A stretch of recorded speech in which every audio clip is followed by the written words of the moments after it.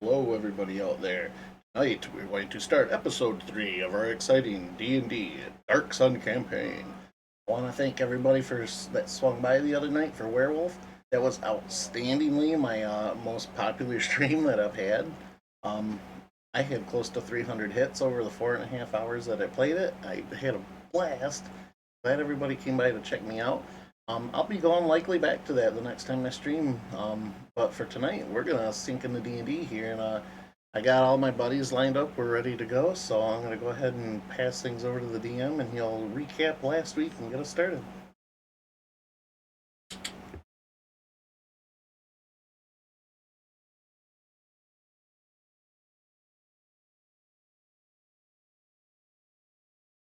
All right, John, if you would like to take over and begin with the recaps and everything, we're ready to go here. Okay. Let's see. I just made a quick technical change real quick. Did that change the icon size in your guys' screens at all? No. Nice. Makes it a little bit more manageable for me then. Nice. Let me try All right. refreshing. Yeah, try refreshing real quick. While we're refreshing, I will refresh everyone's memory. Could be busting a Hey. recap in your ass. Oh shit. So last week, we had finished up the adventures of the half the group while they were helping out Meech in his the caverns underneath the Balak Underdark, trying to resolve the problem with the purple worms, kind of getting into the bedrock of the that bit of the Underdark there, and causing havoc, causing the Myconids to try to find food elsewhere, which was Meech's spell component garden that he had there.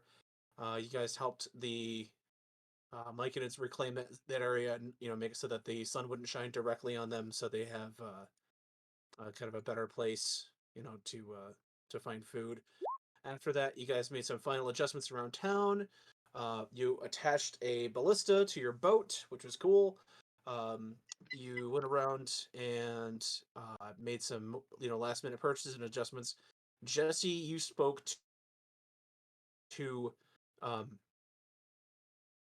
the dwarf Tigo, and you also spoke to um, Oriel, the lead patrician, about some happenings going on in the world of Athos around the village. I believe it was the village of Freedom to the north, or at least an area surrounding it.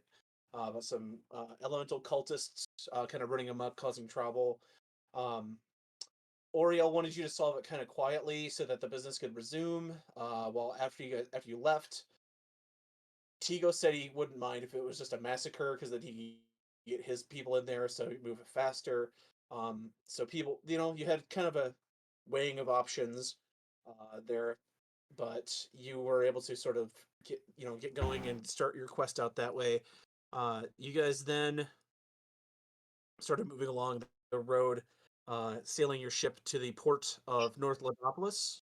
After pulling in there, you're able to find some more supplies. You talked your way out of a fight with a few giants that looked like they were kind of hard up for food and supplies, uh, kind of camped down the way toward the south of the estuary, the Fork Tongue.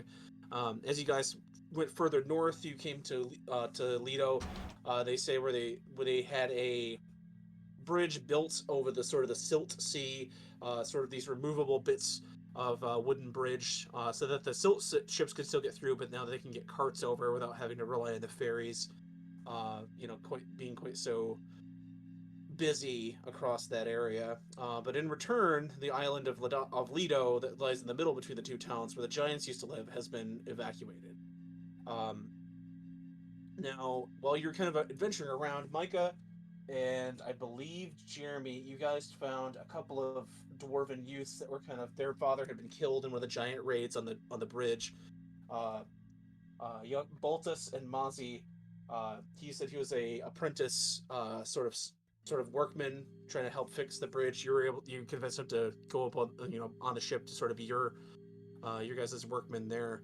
After you guys had kind of pulled him aside. Jesse and Jared, you guys had a conversation kind of to the north about your various goals and beliefs. You guys forged an alliance, about the coming days, maybe seeing what you can do about working together to bring Athos back to its former glory. While you guys were doing that, as you guys headed back south, as the sun was starting to set, you saw in the distance this giant billowing cloud, and as you the clouds and the wind sort of parted, you saw a warband of 15 fully armed giants marching on the bridges of Leto. And that's where we're going to pick up. Uh, all around you, the sort of the horns and alarms of alert are kind of going off, and you see guards rushing from the city, and then from the distance of the river is about I think 5 miles away. You can even from this distance you can hear the small slight blaring of alert horns, as the defenses of North and South Lodopolis are about ready to come together to step up and defend the bridge from another giant raid. As this sort of chaos is going on, the docks are kind of being flooded with whatever soldiers might be able to pick up a weapon and help defend the area. You're being ushered to your ship by the guards saying, "Giant attacks! Take cover! Take cover!" As this sort of chaos erupts around you, Mozzie and Boltus kind of run to the ship and hide. You see them take cover. You see Thanks some for of the the marauders follow, to take them Exalted. in to Much defend them. appreciated. As this is going on, what is the party going to do? Let's start off with let's get some reaction initiatives here. If you guys want to roll me just a straight up d20, I can start tonight. See who wants to do what here.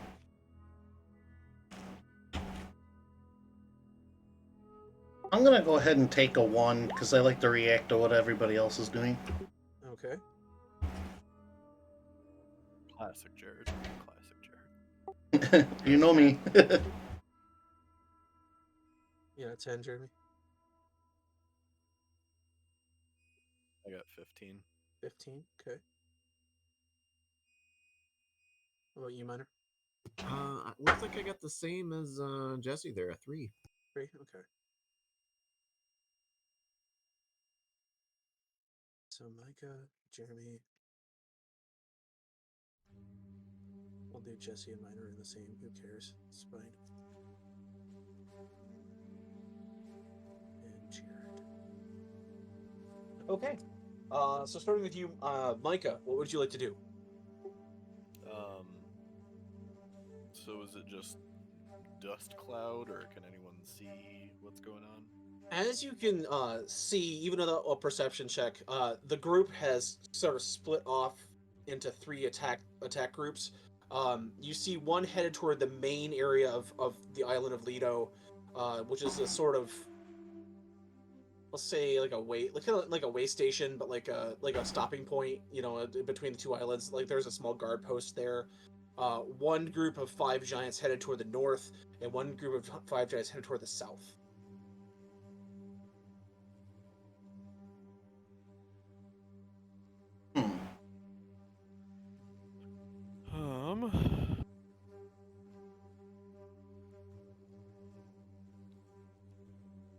Is everyone on the ship now?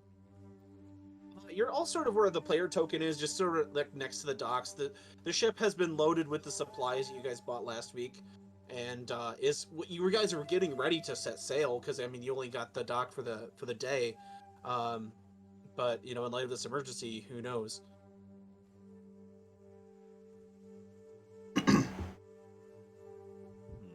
To do. And then, I'm sorry, I think you already said, but how many are heading this way? You see a group of 5 giants break off from the main group and head toward North Lodopolis.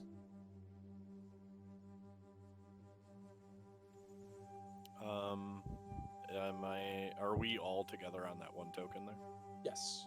The party has kind of converged together at the ship.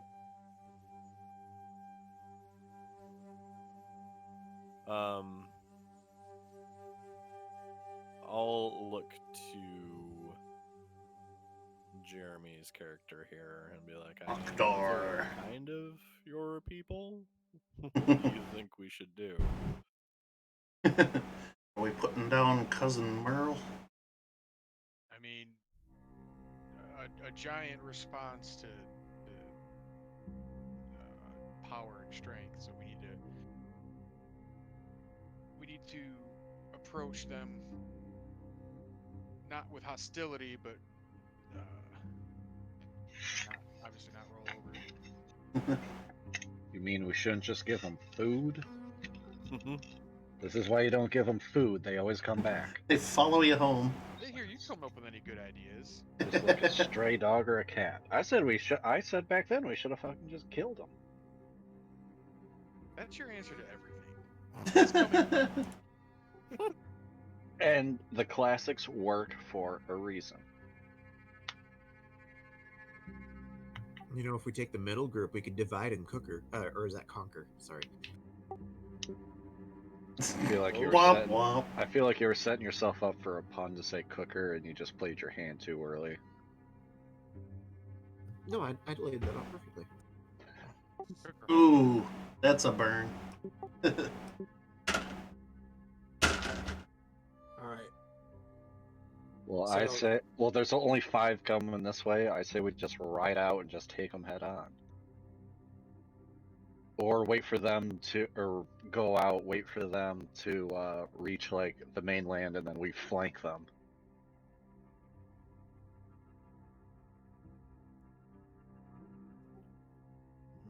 Sounds like the only plan we have so far. Okay. I'll start heading for the ship then. All right. So you're gonna take the silt ship. Mm-hmm. Okay. Jeremy. Does that sound something you would like to do? Yeah, I'll roll with it. Okay. Does everybody sound good with this plan? Sure. Okay. Yeah. As you guys sort of hop aboard the silt sprite.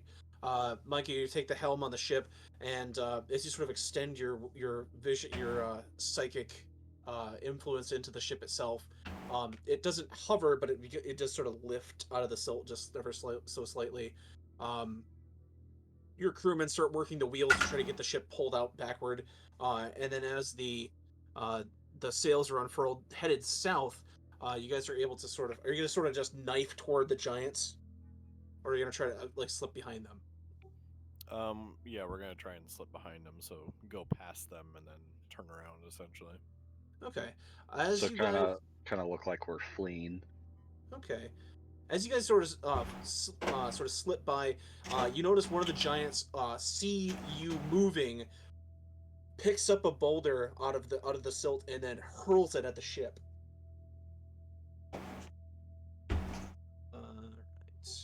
It lands relatively close, not hitting the ship, but it does kick silt up onto the deck. And as you sort of gain speed, you see him kind of shrug you off as you continue going forward, fleeing the giants.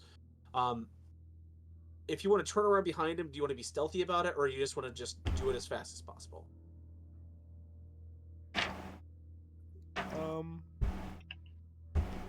I think they're distracted enough that we could probably, because I mean, are they full on like sprinting towards? They are marching very fast. You can see some of them.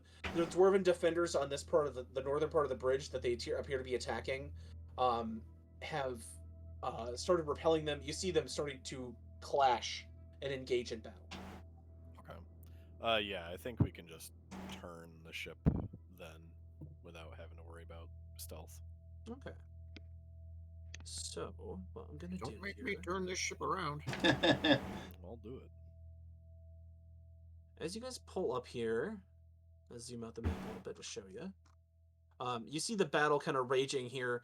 The larger commander kind of pushing forward while his men are surrounding the rocks here. You see giant number 2 here starting to push in toward the defenses, and they're throwing like spears and other sort of improvised ranged weapons at them. Instead of spawning over here with the sort of the crowd and the rabble, you guys are going to spawn like along the shoreline here. Let me get a token for your ship. Airships and galleons. Mad shout out to the premium assets of Roll20. Let's get me the droppable ship here. That'd be nice. Let me find one. I don't want one with like. Well, the one with sails might actually work a little bit better, I guess. Send it to the map layer.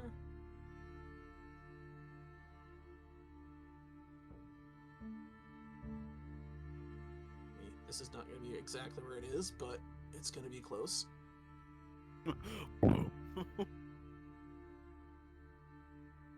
I'll say like right about here. Just ignore the rock. It sort of It's pulls like, up next to the shore there. it's like Jared and his fucking pyramid.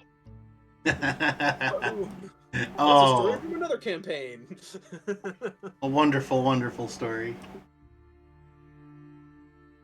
If you'd like to place your tokens on either the ship or the part of the part that's sort of next to it there, that's where you guys sort of pull around and hop off. We heard you like pyramids. We put a pyramid inside your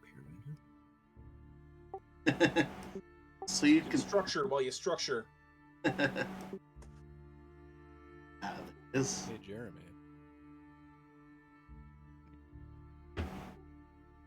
You know, we got a thing on the ship now. But how about my dex? My dex is a 16. Oh, actually, I wonder if there is a thing I can place on here. There's cannons. Oh, look at that! Look at that artillery ballista! Look at that shit. I mean, it's higher than my dex. Oh, actually, hold up. I can twist the ship. I better not have Look at some. that shit! Look at that shit oh right snap! Oh fuck, I'm not on the ship anymore. Guys, I fell Sorry. off. Hold on. Man, board. there. Okay, so it's Cool. sort of gonna be attached because it's a big ballista. Oh man. Not Too that bad big. you can't just extend the map out a little bit. I can. Give me just a second. Yeah, I think that'd be easier for you. Yeah. Then you won't see, because you'll see the illusion that I didn't make this map bigger than what it actually is. A mirage, you might say. That's okay. There we go. What that means is he wasn't expecting us to get on the boat. Nope. But you know what a good DM does? A good DM rolls with it. So there you go. Heyo. Actually, Shut the fuck up, Steve. hey, I'm annoying. God. I'm actually use this one because this one is the deck. So the ship's gonna vanish for a second. Okay. Now Ah! what's gonna happen? Then what's gonna happen? Lost to the is- void. One-way trip to Flavortown. One way. Yeah, there you go. Somebody listening to All Star. Maybe that's just my PTSD. I don't know. This ship is bonkers. Yeah, totally nuts. Oh, don't want to do that. Control Z. There we go. Is Launchpad McQuack piloting this thing? I was like, I'm just gonna wait. Sorry, this is the production. This is productions right here. Behind the scenes. Oh, damn it. Map player. Ballista. Token layer.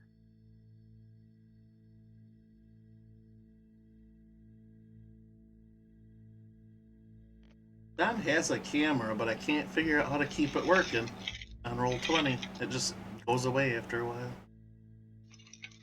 Oh well. We'll get it fixed maybe by next time. Yeah, look at that shit. All right, bam, done. Okay.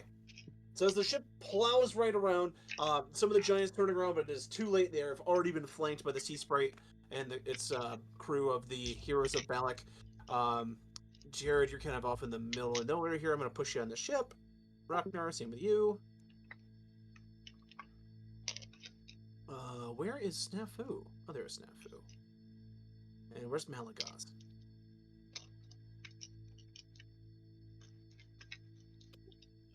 Up Oh, there. there he is. Okay. There I he thought I is. put it down. Where's okay? Can I get initiatives from everyone? You may. I have an 8. I got a rock. Get a 10 again. 10. Okay. Minor. Beat Jared by 1. I got a 9. Woo! Well, looks like we're having a pants off dance off or a roll because I got a 9 too. Holy shit! Everyone had going on initiative 9. Jesse, what'd you get? I mean, I got a 20. I don't know what the heck y'all do with your dice. I mean, it helps that you're already down there. Yeah. Ugh. He gave us a choice, but I guess if the ship is just pulling up, I would. No, you can be right here. You could have jumped off while the bow was pulling up. That's fine. Okay. Yeah. That'll explain why you're going first. I like to lead from the front. Okay, starting us off is Jesse. So you leap from the ship. You see one of the giants sort of start to turn as you're already moving and taking your action. Okay. Leading from the front, is that where the term prowess comes from?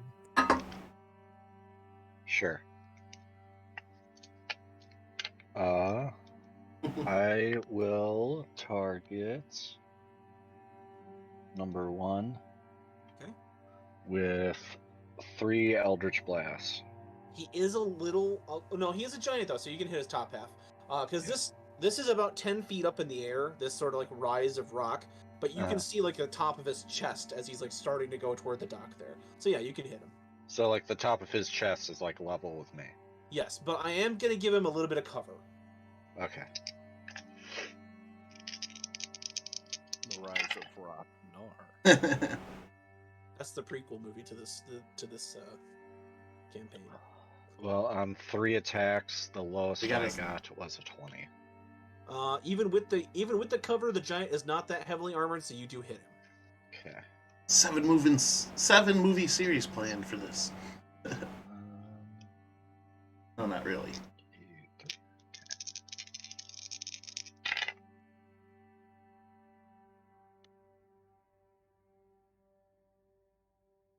35 damage.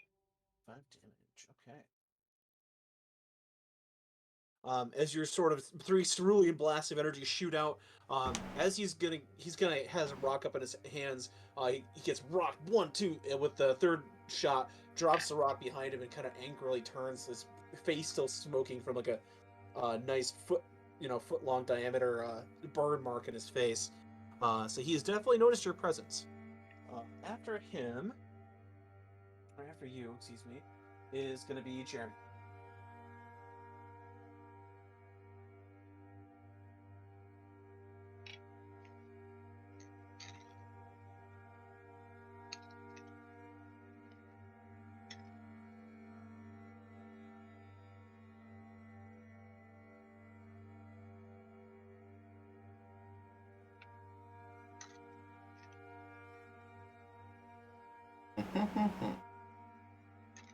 So what would Ragnar like to do?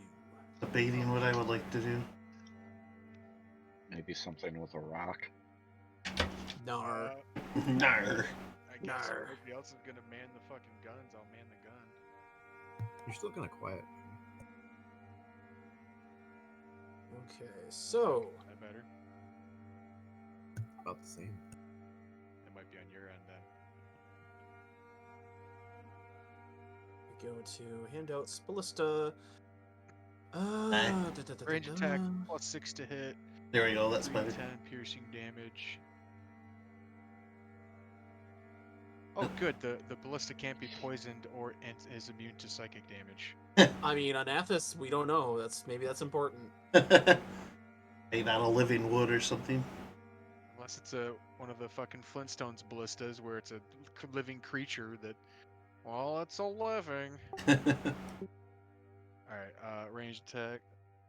Okay. I think you have a crap job. I'll go after number 1 with the club. Okay, yeah, because number 2 is kind of between the rocks, so he can't really be targeted with the ballista. He's between a Ragnar and a hard place. I'm gonna go. Oh, there you see that. That's a well-timed pun. Right? How's a 15 to hit? 15 does hit. Good. Combo points. Scheisse.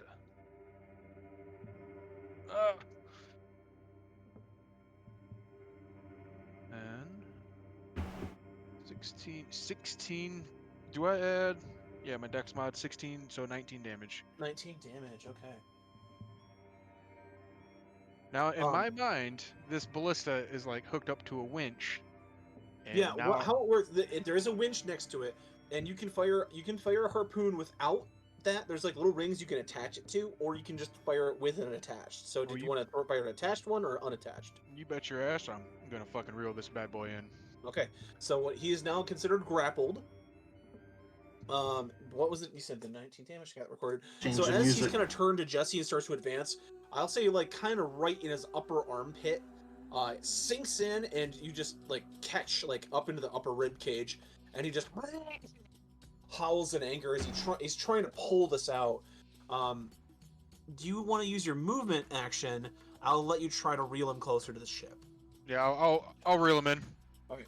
It's going to be an opposed athletics, because he's going to try to use his strength to pull, and you're going to use your strength to reel him in.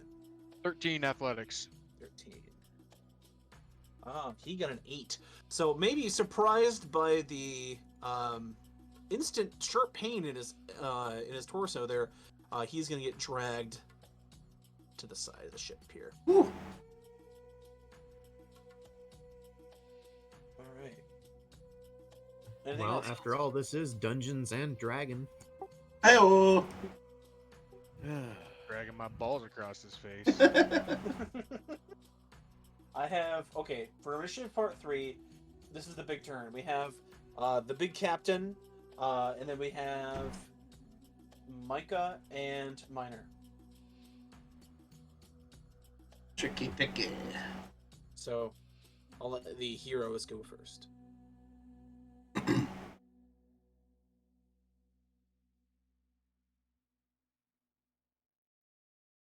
Well, wasn't expecting something to get that close. Yeah, Do I have to same. take a disengage if I back out of there? You might have to. He is right next to you there. All right. Bonus action disengage. Okay.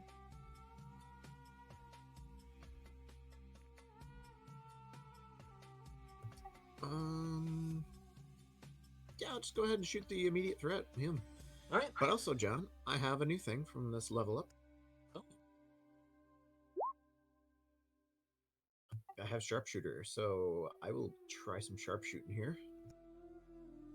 Okay. Nice. I will take the -5 penalty to the attack roll, Oh, it's like Power Attack from 3rd edition. and that may have been a bad choice. Because I rolled a nat 5 plus 11 minus 5. So how about an 11, John? Does that hit? No, Ouch. but you did come really close. As he's kind of like wrestling with the ship, he takes a wild swing at you as you kind of roll back.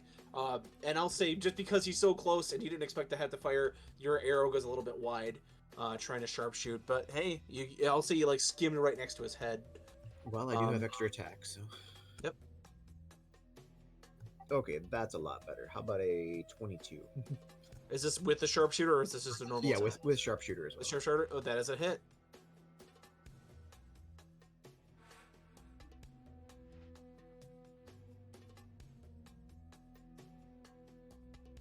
So a d6 plus 5 plus 10, so that's going to be 20 piercing on that attack. Okay. He is bloodied.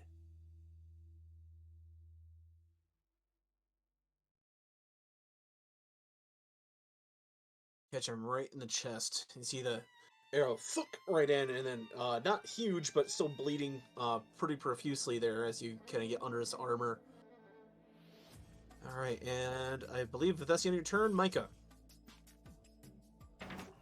Alright.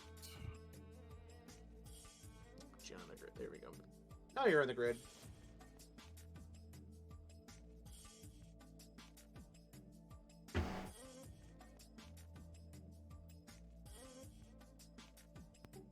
This looking. I think I know Do I what believe Keep it these simple. to be the psychic giants or just normal giants? They do not look like they are, because you know that the beast head giants are psychic, but these have normal humanoid heads.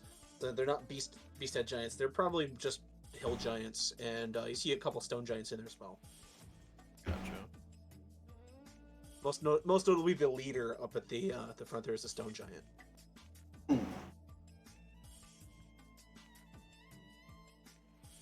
Okay. Since he's right against the ship, I'll probably get him here. Can I see him from where I'm at, or is he like below the ship? I don't know the height difference here. He is kind of hidden from view. You can see him in the distance, like you can see like the top of his, like the back of his head and his shoulders, but you don't get like a full profile body shot of him. Okay. Does this ship have a crow's nest, or is it Yes. just mast? Yep, it's right up the. It's on top of the mast there. I will. I guess I'll use my turn getting up to the crow's nest. I don't know if that's going to take my whole turn in both actions. I mean, not, do you just want to get a clear line of sight on him? That and kind of just everybody as a whole. Okay, if you'd like, you can climb up on the rigging, so you don't have to get all the way up to the top. You can just be on the rigging and see everything. Okay, that works. Okay, so I'll say if you want to use your movement, you climb up about halfway up toward the rigging. You're hanging on the ropes there that kind of keep the mast supported.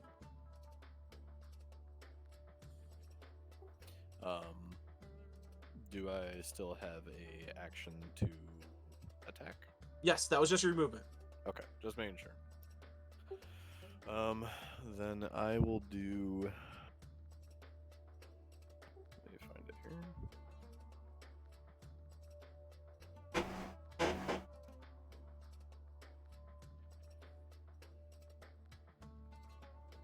Do matter agitation there.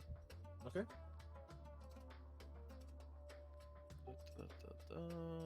What target are you making this attack on? Number 1 on the ship there.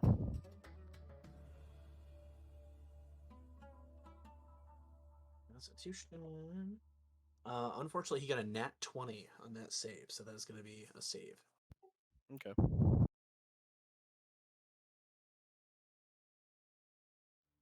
Anything else that you want to do this turn? That's it. Okay. With his troops sort of engaged, the commander, the war band commander here is going to march up to this dwarf here on the bridge that leads to the lookout, and he's going to swing with his great club. It's going to be a hit.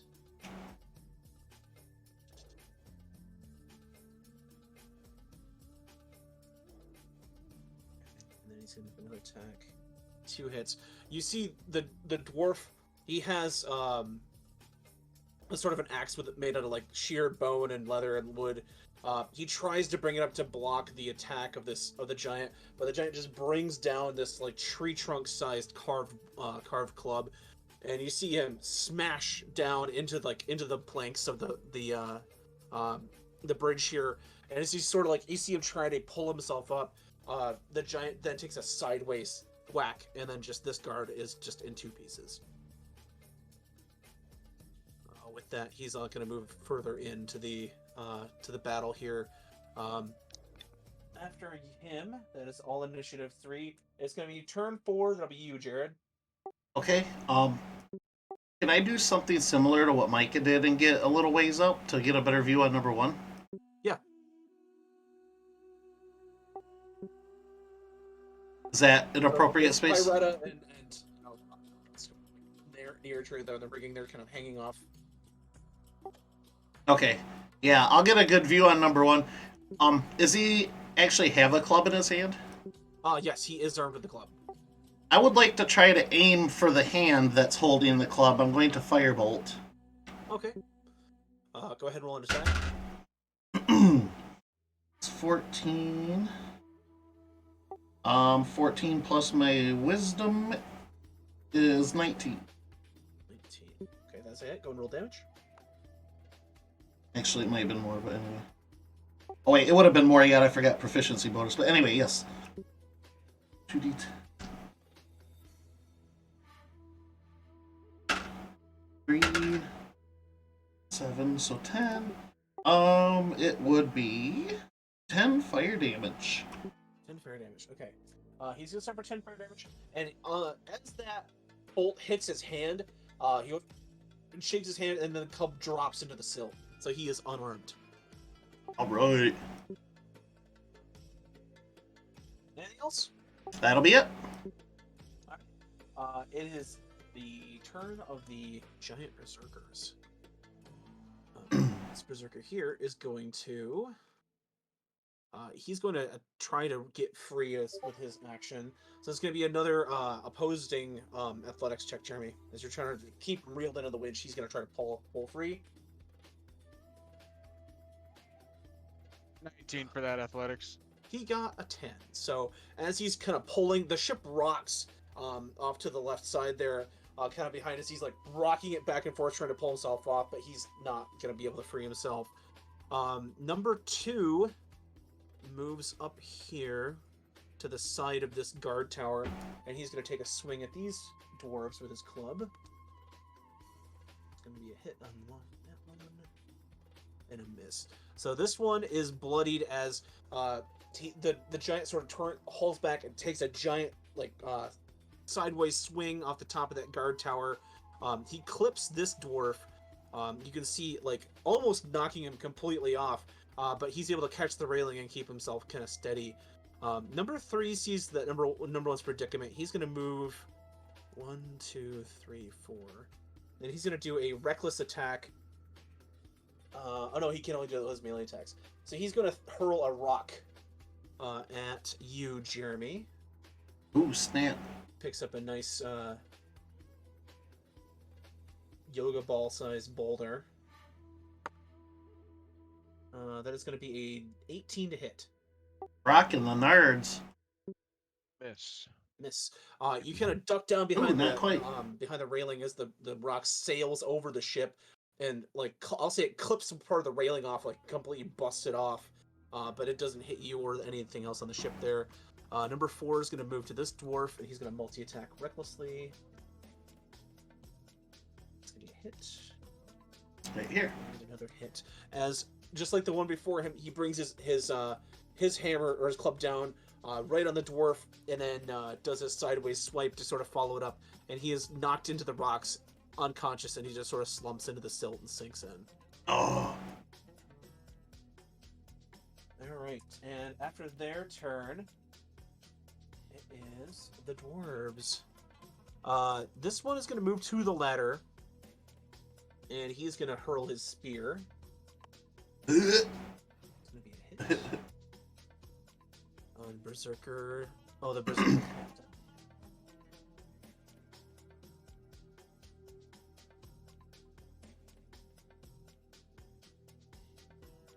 All right, and then you see this larger dwarf kind of come forward and says, "Men, we must defend the bridge. Rally the defenses." He's going to give them inspiration. Ooh. So you see his troops a little bit more inspired. Number 1 and 2 are going to double team on this giant here with their kind of crude battle axes. Double attack. That's going to be a hit. Another hit from number 2. Hit from number 1 and a miss. Swing and a miss.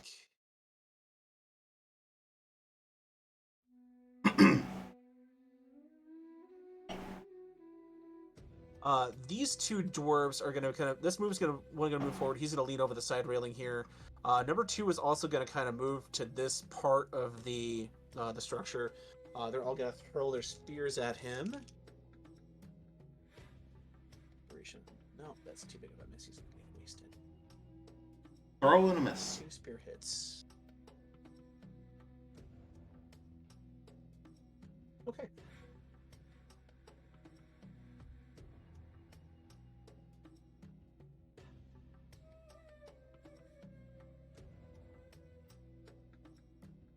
All right, and then after this whole display of marksmanship and warriors, a younger dwarf that kind of looks like this one here moves forward and kind of half-heartedly throws a spear at the giant commander here, and it sails wide, kind of goes past him, and you see the giant kind of look aside where he is, And then to where he kind of shrinks back. You hear the commander say, Chad, get your head in the game. We have to defend the bridge. After that, it is going to be top of the order again, back to Jesse. Jesse. Iliani.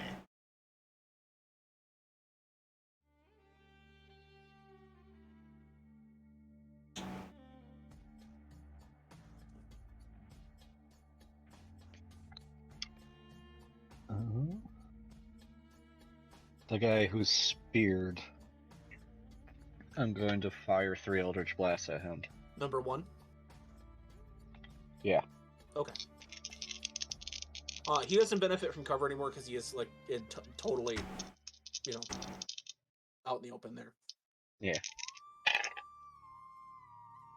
Okay. Got a natural 19. Yep. Got a 15. Yep. And a natural 1, so I'm assuming a 9 misses. Natural 1's an auto miss, so. Yeah. Okay. Alright, 2 of your Eldritch Blasts do hit the creature. Go ahead and roll damage.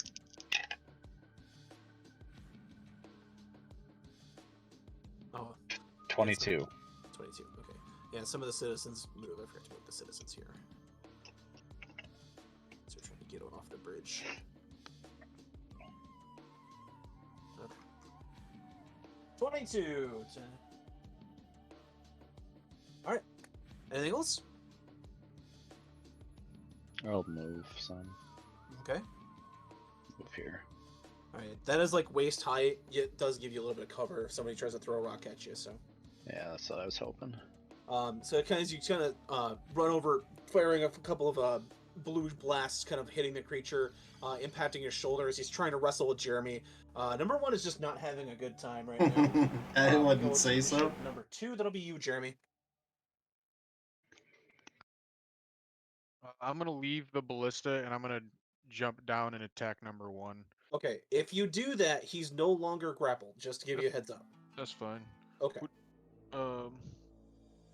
Yeah, he's gonna get three hammer attacks. Right. That would be a 16. Lowest I rolled was a 16. Those are all hits then. Alright. If you want to move next to him there to attack him. Yeah, a second.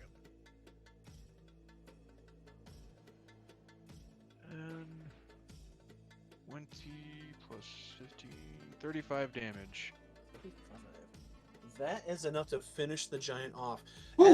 As he's finally pulled the spear free, and your warhammer just cracks him right across the face. His like giant like apple-sized giant teeth kind of rain on the deck of the ship as his jaw is just completely busted wide open. And he just kind of falls face down on the sill, and he is done. That's my turn. All right. After your turn is turn number 3. It's going to be Minor and Micah, and then the captain.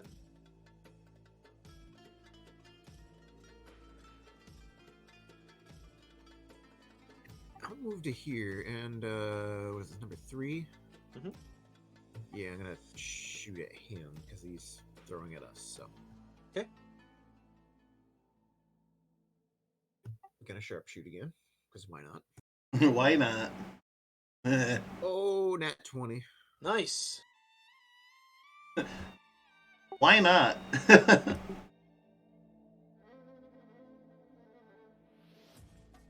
Alright, you know what? I should probably throw on a maneuver, just because.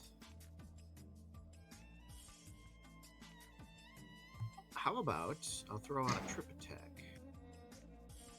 Ignore the damage on that, I'll just put that up there. When you hit a creature with a weapon attack, you expend a superiority die, and, oh, he's probably bigger than large, isn't he?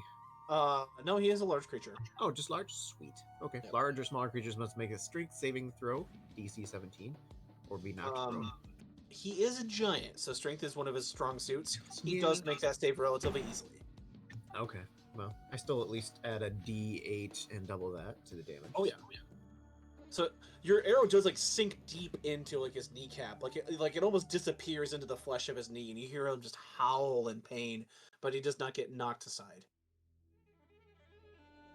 That's 31 damage, John. All right. That's just the Number first three. attack. Second attack.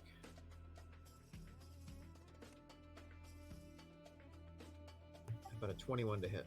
That's a hit. This is sharpshooter as well, by the way. Okay. And I've already figured in the -5 and all that buffy buff.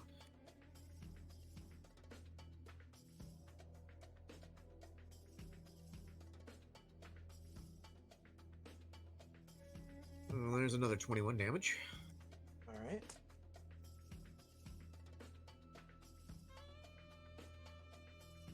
Okay. Just And raining that shots is- on him from a distance. The first one hits his knee. He brings his hands down to grab it, not thinking. And the other one sinks right into his shoulder.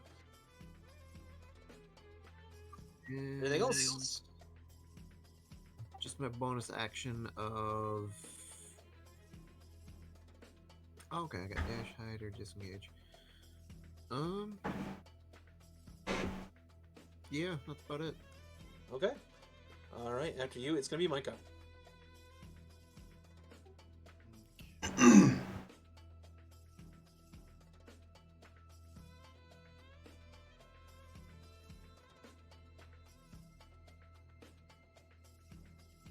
Just reading something here real quick.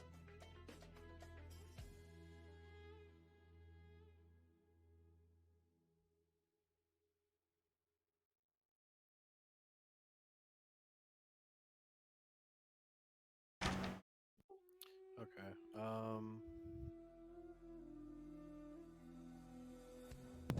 Let's see here. I am going to do.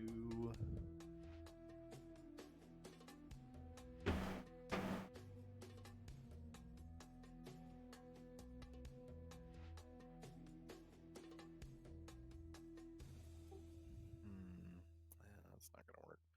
I'm gonna cast fly on myself. Okay. So give you some wings here.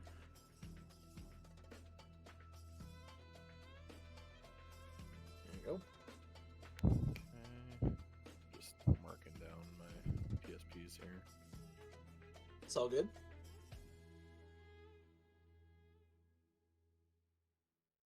Hey, how you doing, Conrad? How's your evening going? We're fighting giants.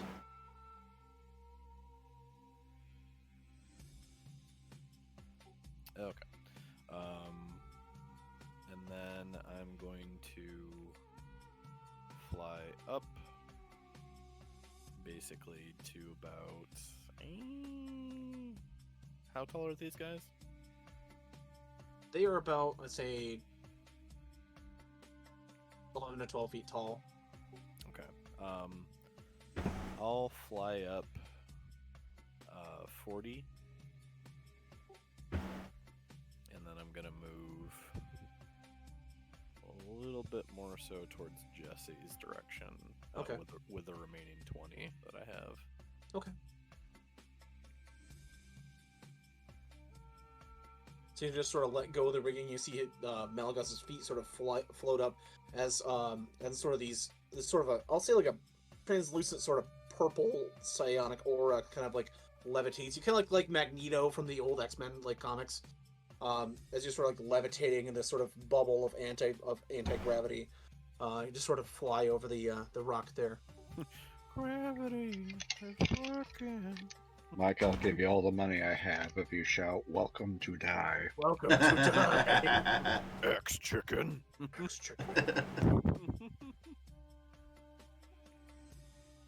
just gonna do that as I psychically crush the leader, just like, welcome to die.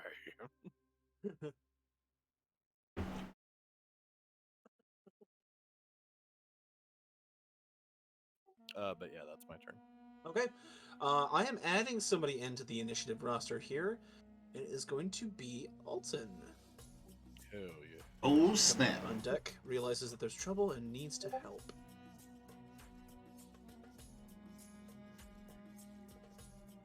Who's our NPC ally? I can see my services are needed. 1, 2, 3. He's going to get to the bow of the ship here. He's also going to cast Eldritch Blast on number 3. 3 at the bottom, the thing there. He seems to sort of brace himself and will his concentration toward number 3. Without doing a beam like Jesse does, you see him, this sort of like clear bit of telekinetic force shoot forth from him, just sort of rippling through the air. And as it hits the giant, it does a wave of psychic damage. All right. You see the knees buckle of the giant as he takes this sort of psychic onslaught. You see like kind of blood pouring from his ears and his nose as he's trying to fight this like psychic assault, and he is bloodied. All right. And there's guys' turn. It is going to be the captain. Captain's going to stride forward, continue his onslaught toward the dwarves here. He is going to attack the dwarf veteran.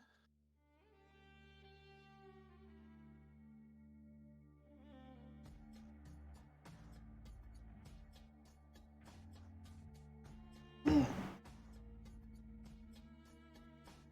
gonna be a hit and a hit. You see the dwarf veteran like sink an axe into the thigh, or like the calf of the giant, and the giant just like holds his club straight up and down and just bashes, bash, bash, bash, as the dwarf just gets buried into this small crater of dirt and just does not move. With that, the dwarf commander and the younger, what appears to be dwarf noble, kind of like, you can see them shaking, but they're ready to fight. That's going to be the end of his turn. He already did his battle cry. Okay. That's going to be initiative level 4. Jared. All right, 1 second.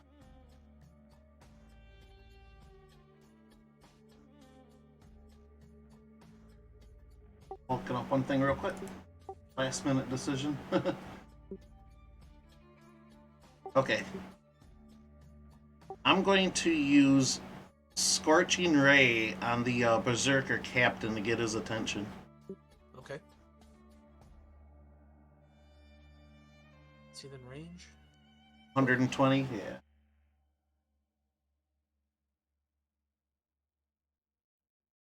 Okay, so, make a range spell attack. Okay. 15. Let me take a look here. I believe it's a hit, but I want to make sure. That is a hit, yes. Okay. This will be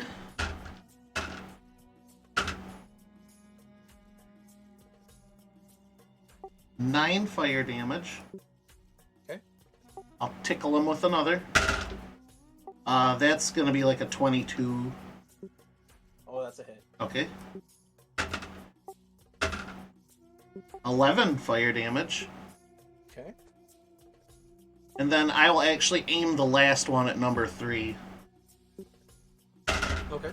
to kind of chip into that. How about a 17 to hit? That's a hit. 5. 10 fire damage there. 10. Okay. Then I will slide back down, since I imagine number 3 is visible from the deck. If I were to get... If you want to hop like right here, you can see him, but if you slide kind of below like the steps, you won't be able to see him. I'll hop like right here. Okay. So as you are kind of hanging on the ring, you fire the 2 blasts of the captain. They hit him like square in the back, in the middle of his neck.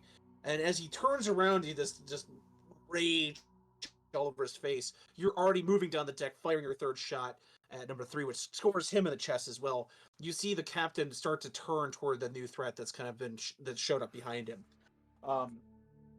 After your turn, it is going to be the Berserker's turn. He is going to rush the ship with his club. 1, 2, 3, 4. Better mark down that I used it. 5, 6. He doesn't have to reach. He's a big creature. He is going to use Cleaving Swing.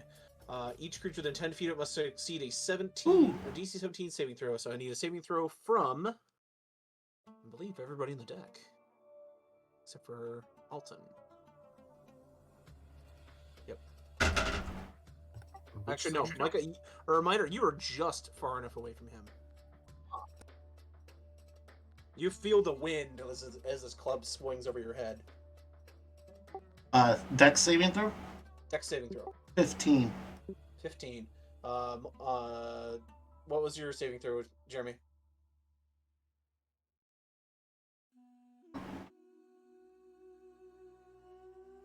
Alright, Mike's up. I'm not on the deck anymore. I jumped down. Okay, I mean he's still gonna hit you with that sweeping attack. It's just with an AOE. All right. What was the roll again? Dexterity saving throw. It'd be 15. 15.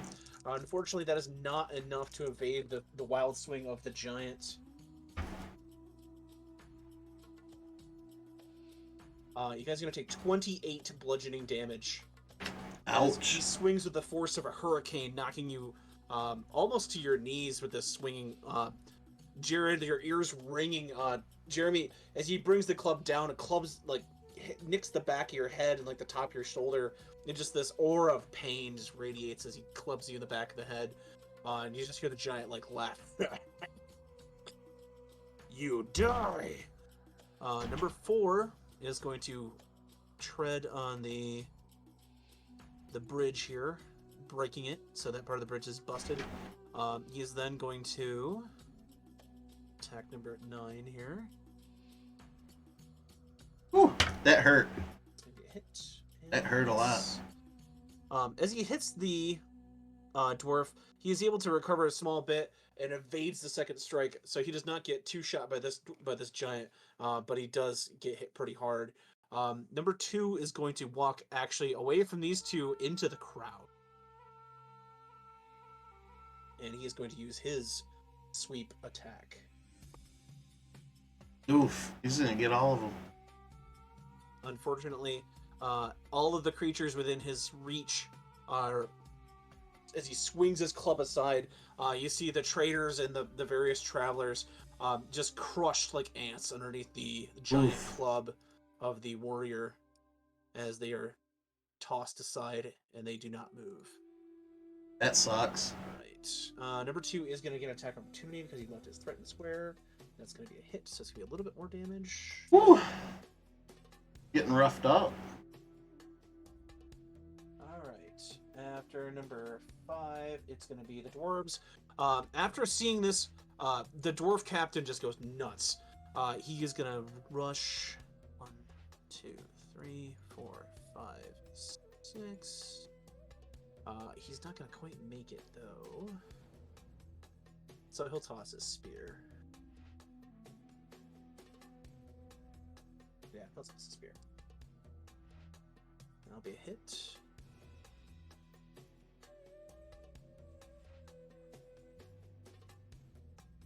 And the dwarf captain just throwing his spear, grabbing his axe, getting ready to go to battle.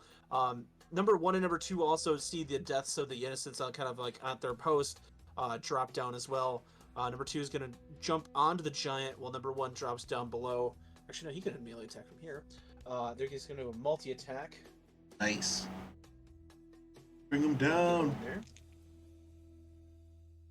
That's going to be a crit. All right. The Nice. guy who dives to the giant takes his axe, brings it right down into the sort of the shoulder area.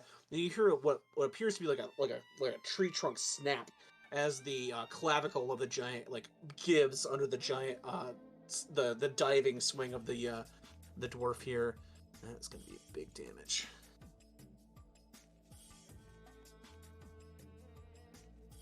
His other one is going to attack, and that was going to hit and miss. Okay, yes. All right, and the other one kind of starts hacking away from the top of the bridge there, top of the guard post, kind of hacking into the giant as he starts to turn around to deal with these dwarves here.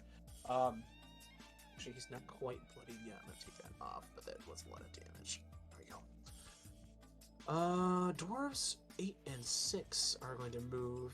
He's going to move here. He's going to move here. They're going to both melee attack that one. It's gonna be a hit and a miss, and 2 hits. So,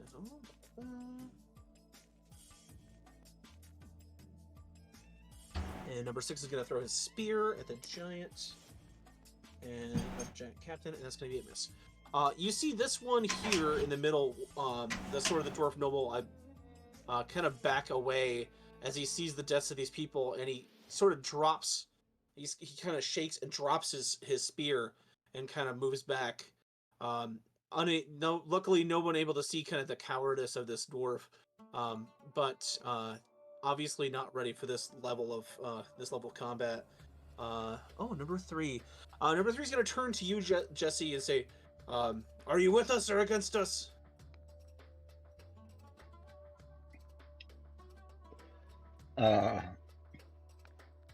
I'll hold up my blade and be like, I stand with you. He says, "Help us bring down the big one," and he's gonna hop down. 1, 2, 3, 4, 5. He's gonna see where he is because he can't make it in 2 movements. He's gonna toss a spear and get hit. So yeah, a little bit of damage. All right. Yeah, all right. All right. Top of the order, Jesse.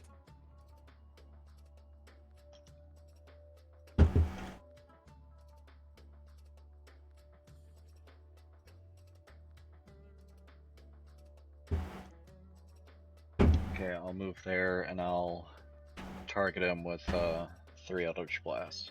Okay. Oh, whoops. D20s might be nice. You can attack with smaller dice. You just might not hit him, but They actually wouldn't have been bad because I rolled D10s, but I got high numbers, so they might have hit. But I got 2 natural 17s and an 18.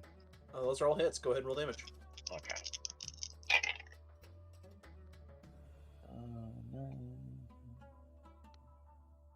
28 damage. 28 damage. Okay.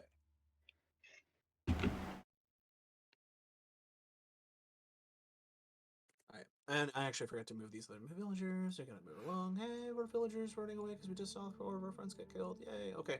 This one's gonna back up. Alright. And after your turn, it's gonna be Jeremy. Jeremy.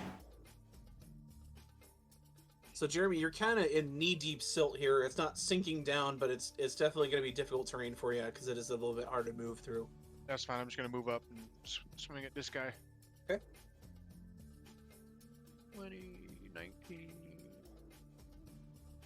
Lowest I rolled was a 19. Ooh, nice. 12 plus 13, 15, 28 damage. 28 damage. Nice. Number 3. You bring your first hammer strike down, kind of like right on top of his foot. You hear like a sickening crack, and you see this like look of pain kind of shoot on his face, and then swing up, kind of hit him in the chest with your warhammer, driving him back. He's still up, but he's obviously suffering a lot of damage here. After that, I'll bite your kneecaps off. anything else, Jeremy? All I got. Okay. It's going to be the big turn. It's going to be the captain, Micah, and Miner. So Micah and Miner, will start with you. Oh, and Alton, too. Alton goes on this initiative turn. Minor, if you want to go first, I'm reading something here. Everybody on turn on roll 9 on initiative there. For real. The one in front almost looks down, right? You said. Yeah, he's really badly beaten. Ragnar Did just I fucked notice them anything up. going on with the others out there? I know you said something about. Of course, I don't know if Snafu would have heard it, but somebody shouted, "Take down the big one." You heard number 3 yell to Jesse and like kind of point, take down the big one, and you see Jesse and that guard start to engage the captain. You saw number 2 starting to swing into the crowd. He did get some traders and some travelers, but the dwarf commander and his men are trying to bring him down. And then number 4 is kind of engaging that group as well. Well, let's aim for the. I assume this is commander. Yes. And I'm going to do one of my other things here that I'm not going to move, so I can do this. Steady aim. As a bonus action, give myself advantage on attacks. Oh, shit, did something. There we go. Give myself advantage on attack. but I can't move, so. Okay.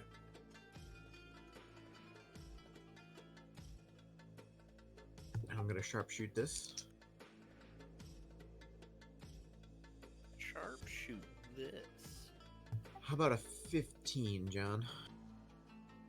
That'll be a hit. Nice. Sweet. All right. Because I had advantage, so that gives me my sneak attack. Nice. Is he wielding a weapon too, by the way, John? Yes, he has another big great club. Let's throw. Well, no, I won't throw that disarming attack on there yet. I'll wait and see if. See, I might do that second attack. Hold on.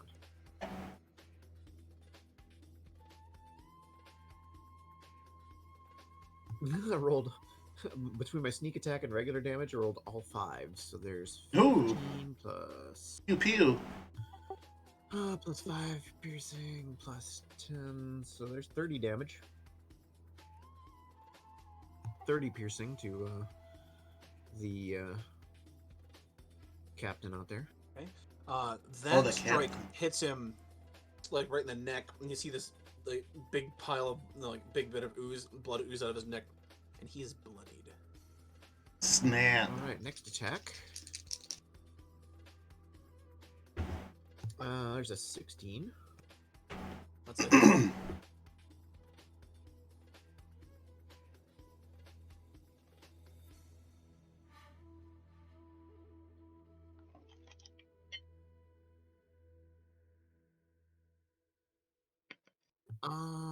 Yeah, let's throw that disarming attack on there now. So DC 17 strength save.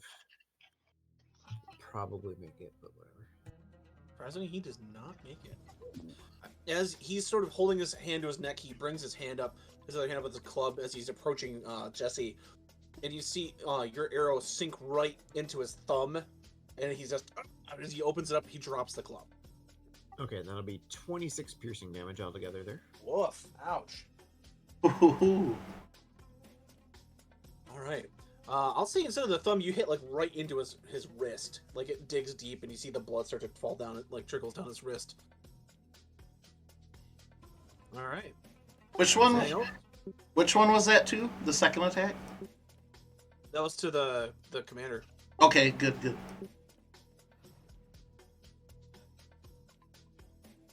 All right, Micah. Okay.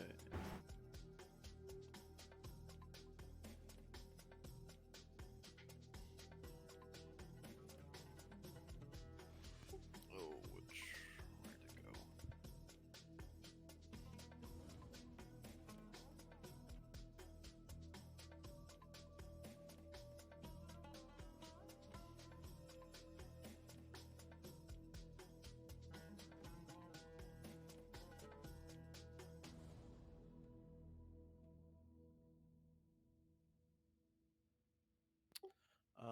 I'm actually going to do. I'll fly here. Okay.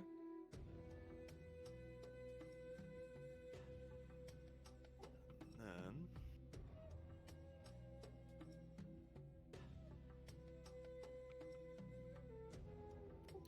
I'm going to do ID insinuation on the captain or commander. Okay. Captain Situation. commander. Yep. It is a combat mode. You attempt to read the thoughts of a creature you can see within range. The creature must make a wisdom saving throw. He does not make that saving throw. Not a bad idea. On a failed saving throw, you access the creature's deepest, darkest desires, and it takes 1d12 psychic damage. Meat and women. Is, Ah. 9 psychic damage. On each of your turns for the duration, you can use your action to deal 1d12 psychic damage to the target automatically. The power ends if you use your action to do anything else. On each of the target's turns, it can use its action to make a wisdom saving throw, ending the power. And it ends if he gets outside the range. I am power boosting it, Okay.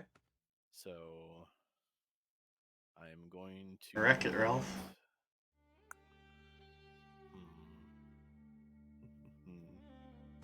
Let me see here. Where's he located? Okay. I'm going to power boost it, so it takes 3 PSPs. As a bonus action, you can spend 3 PSPs to induce the creature to act out its base desires. The creature becomes charmed by you for the duration of this power. While the target is charmed in this way, it must use its action before moving on each of its turns to make a melee attack against a creature other than itself that you mentally choose. Okay. The target can act normally on its turn if I choose no creature or if none are within its reach. If the power ends, it's no longer charmed. Okay. Okay. So how much psychic damage did it take? 9. Turn 9. As you use the way to sort of pierce the mind of the giant commander, you see another giant, like a larger, more like rotund, fatter giant. Obviously another hill giant, kind of in a large cave. You know, like large sort of bonfire being, Oh, yeah. sort of like a meeting before this raid, and he says, "My son Yoki went missing near Lido. The dwarfs must have killed him. We must avenge his death. Bring me the head of the Rock Cutter clan. Make them suffer." And then you see the giant chimera sort of bow as he goes and leads this war, like one of the groups of this war band, toward the dwarven encampment. Then your mind sort of snaps toward back where it is. As you're levitating up, holding your hand out, you can see the mental anguish on his face as you're basically puppeting this giant.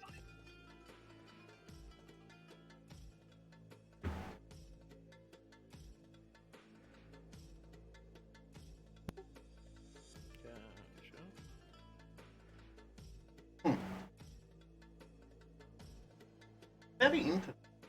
Anything else? Nope. All right. At the end of your turn, it's going to be Alton. He's going to jump.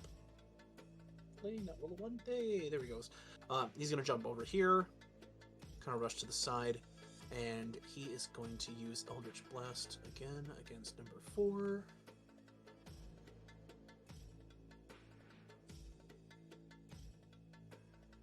Maybe one of them hits. Not a lot of damage, though.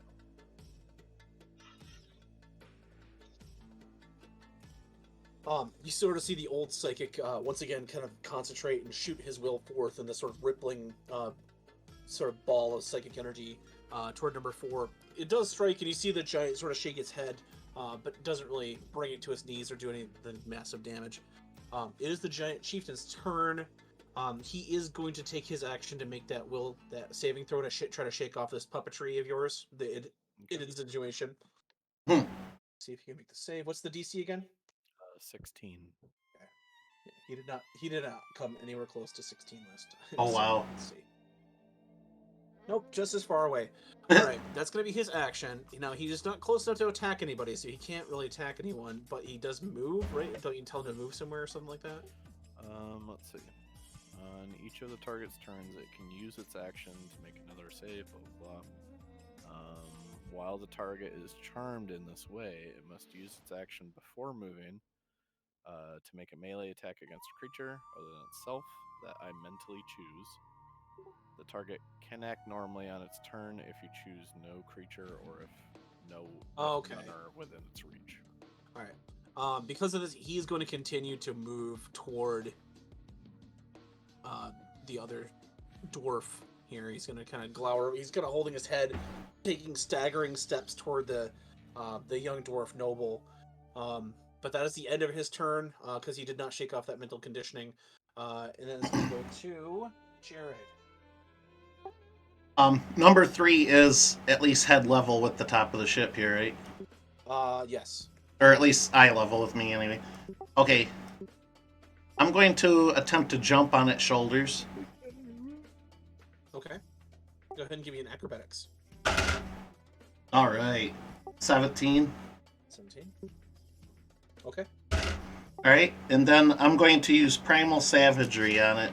I'm going to growl like an angry jungle cat and just go to rip at his face.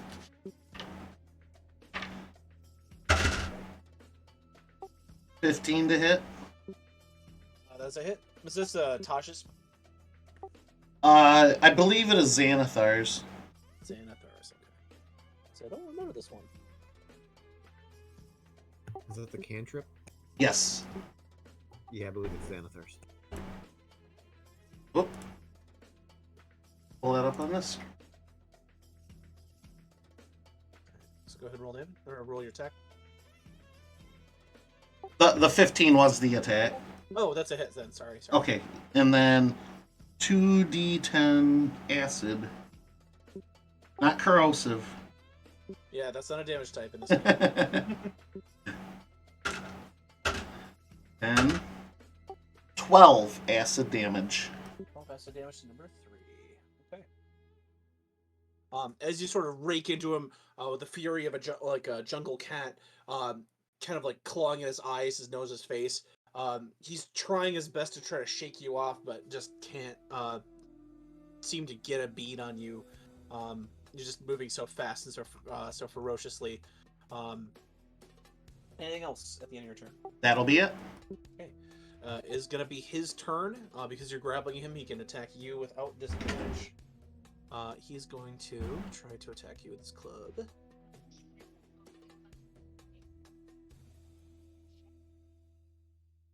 You know what's going through his head, Jared? This club. Shaking off. 17. That does hit. I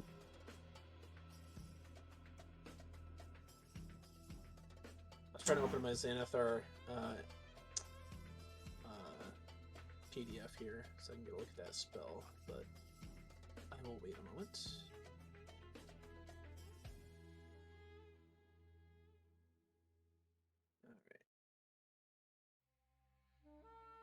One inch. He's going to take a little bit of damage himself because he is essentially hitting himself in the face with the club. But you're going to take 16 points of bludgeoning damage. He's going to take half. Could have been worse. Okay, could have been worse. So he holds the club and it just smashes himself in the head, but he does smash you as well. You're kind of crushed up against his skull for a second. Give me another athletics give me an athletics check to try to stay on. Can I use that roll to jump off to the other side of Jeremy? Let's give you a tougher DC, but sure. Okay, I'll hold on to him, I guess. I don't want to fudge it too hard. 17 for a dex save, if that's what you want. Enough to stay held on. Okay, cool. Okay, so as you sort of like you start to fall, but then you kind of like your consciousness kind of snaps back, and you grab like the side of his ear and like kind of are able to pull yourself back up. Right. Number 4. Seeing you kind of attack telekinetically or telepathically attacking his commander, number 4 is going to stride. Oh, you're too far away, aren't you? You're 40 feet up in the air. You thought about this, didn't you, Micah? I sure did. He's going to whip a rock at you. That's all he can really do. I used my mind.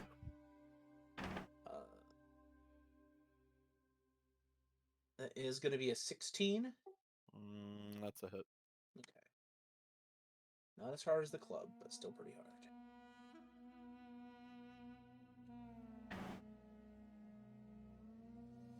You take 12 points of bludgeoning as the rock does sort of it hits the bubble, kind of cleaves through it, hits you in the ankle, but it doesn't really hit you really solidly. It just sort of hits your left leg. Number 2 is currently grappled with this dude. He's gonna try to escape that grapple. He does. He tosses number 2 to the ground here, and this is action.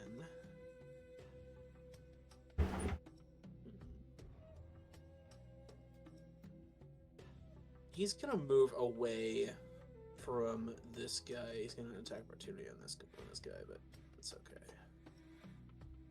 He's gonna sort of retreat a little bit. A couple of AOs coming his way. Yeah, he'll take a little bit more damage. Yeah, clawed its eye out. As you see him sort of spike that injured dwarf to the ground, he not hard enough to really injure him, but he like, grips him off and throws him down.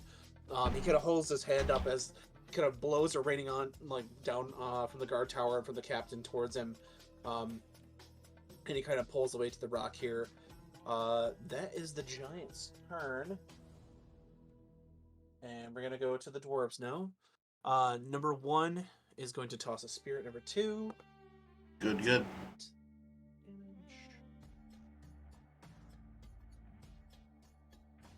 Change it. Number 3. He's gonna get an AO. AO. Ew. Commander. This one. Something a little different. Yeah, that's what. Okay, Jeremy, are you singing?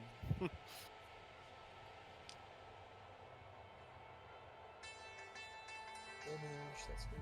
Ooh, that's a crit. Hit. That's a hit as well. All right. The dwarves sort of lay into their attackers. Number 8 is gonna crit number 4. Biting into his ankle with his sort of sharpened bone axe here. Number 9 also keeping up the assault. He's gonna do.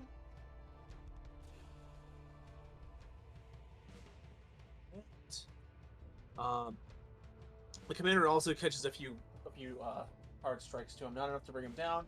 But you see the commander run after the cap, like the sort of the chieftain or the war commander here, swinging into his ankles and knees to bring him down. Doesn't quite buckle him, but he does manage to wound him. Number 3 is also tossed a spear, but he missed.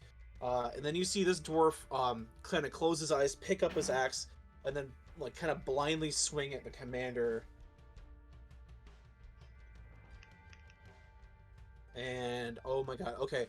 So he was like, the dwarf was about, like, he was kind of lined up to like literally cleave the foot off of this giant.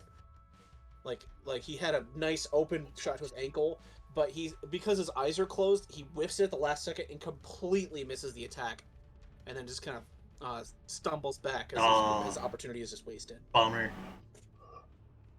All right. That's the end of the dwarf's turn. Top of the order, Jesse. It is your turn. Jesse.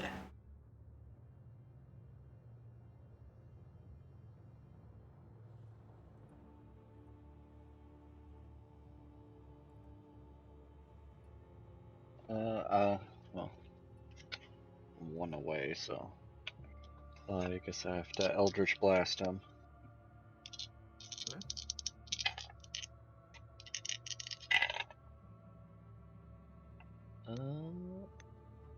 3 attacks. The lowest is a 23.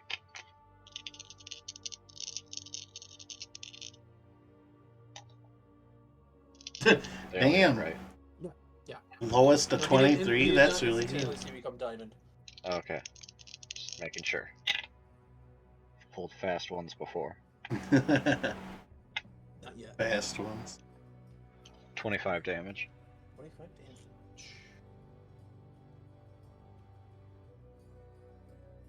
Your blast kind of keep peppering him in the chest and the upper body. He's just not able to maintain this assault, but he is not quite dead yet. I'm not dead. Anything else? I'm not That's all dead. I got. All right, Jeremy. Sir Rock of Nar. Rocknar smash. I'm gonna continue to lay into 3, I guess. Okay. That's probably gonna miss. That's not. Does a 13 hit? 13 does hit. Oh shit. Oh, nice. Okay, never mind then. That was my lowest one. 15. Ooh, close. 25. Okay. 40 damage. Woo-hoo-hoo! As Damn. you swing in between the directions of Jared, his attention is completely off of you. How do you finish him off? I'll just big swinging one down from up high. I'll say you like your first strike is to the side of the knee, and as you swing, you you hear this cracking, shattering of his kneecap just breaking. As his leg buckles Ooh. into the sand, he kind of looks up, and you're already kind of up above him in the air, coming down with the second strike, right across the face, just like the first one, and he is no more. Use the rest of my move to get up on this rock here. Okay. You clamber up from the silt up to the side there, next to Alton. You can see Alton kind of aiming his psychic attacks at number 4. Anything else? How many squares did it take me to get up there? It was about 10 feet up. I'd say that was half your movement. All right, then I'll move the other 3 to over here. All right. Now for the mega turn. It's going to be Miner, Micah, Alton, and the commander. John, would it be easier for me to grab the side of the boat and pull myself back up? If you want to kind of spring off of the giant as he's falling, you have an opportunity as he's brought down to his knee. So yeah. Okay. So you can choose whether you want to be on the boat or on the silt. All right, I'll use the rest of my movement from last turn to just get secure on the boat. Okay. Perfect. Okay. As he's coming down, you see Jeremy finishing him off. You just leap off the side and back onto the deck of the ship. Right on. All right. Mine's gonna be fairly quick here. Go for it then. I'm going to drop ID insinuation. Okay. I'm going to land right there. Actually, I'll land right over here. Okay. On the watchtower. Along the watchtower.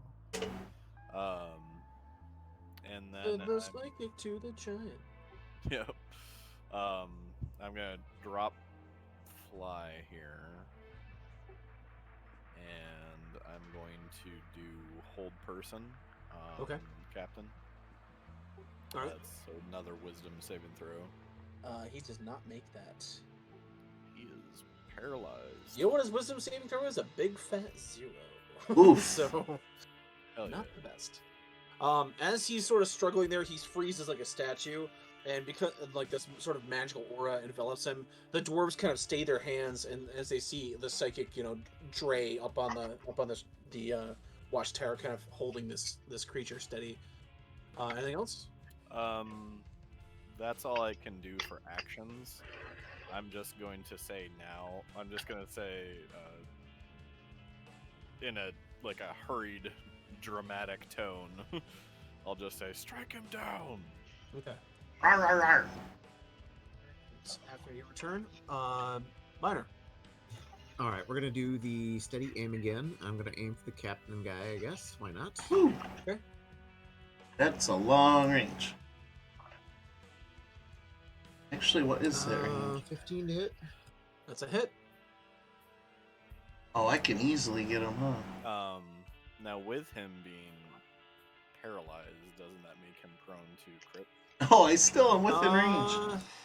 I don't know. That's a question for you. 120 feet. Wow. Now we gotta leave the boat. Say again? Because he's paralyzed, does that make him prone to being crit? Automatically? your ability? Not that I I'm don't aware think of it off the top does. of my head.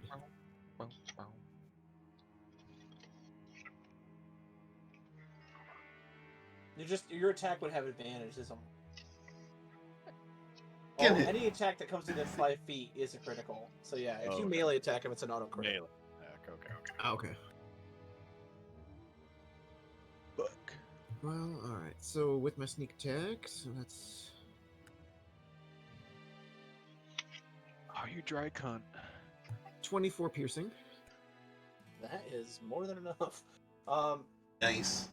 As he's being held there, and the dwarves start to pull their strikes in, you knock your arrow, kind of aim, adjust, and as the arrow flies, just goes right in through his forehead. I was just gonna say a forehead attack that just hits and just brings his head back enough to tip him over. Just boom, as he just the towering warrior just falls back. It is destroyed. Boom. All right, then I'm gonna switch over to this one over here. Oh, it looks like steady aim is only for the next attack, not the rest of the turn, so. What? But that's all right. An 18 to hit, John. 18 is it.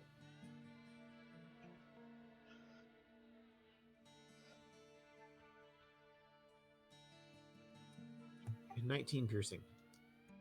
Okay. All right. He's bloodied. Hey. And that'll be it for me because I used my bonus and I can't move. All right. With the commander being down, Alton's going to move his attention to this one here. 1, 2, 3, 4, 5, 6. He's going to fire his psychic blast at the creature there. Gonna hit.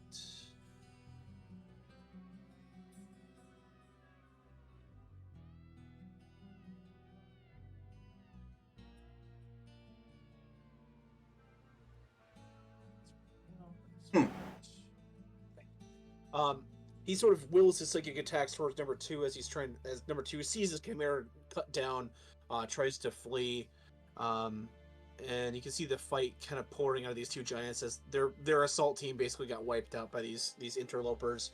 What was going to be an easy raid with a bunch of dead dwarves is turning quickly into just a slaughter.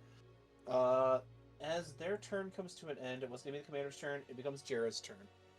I'm gonna sling a firebolt at number 4. Okay. Do it. 16 to hit. 16 is a hit. No? 2d10 fire. Perfecto. 8 and 8 makes 16 fire damage. Okay.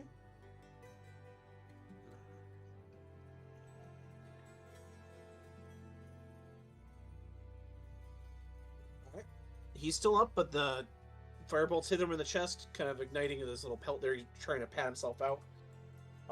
And then I'm just gonna retreat a couple squares so nothing jumps up out of the sand and surprises me. Or the silt.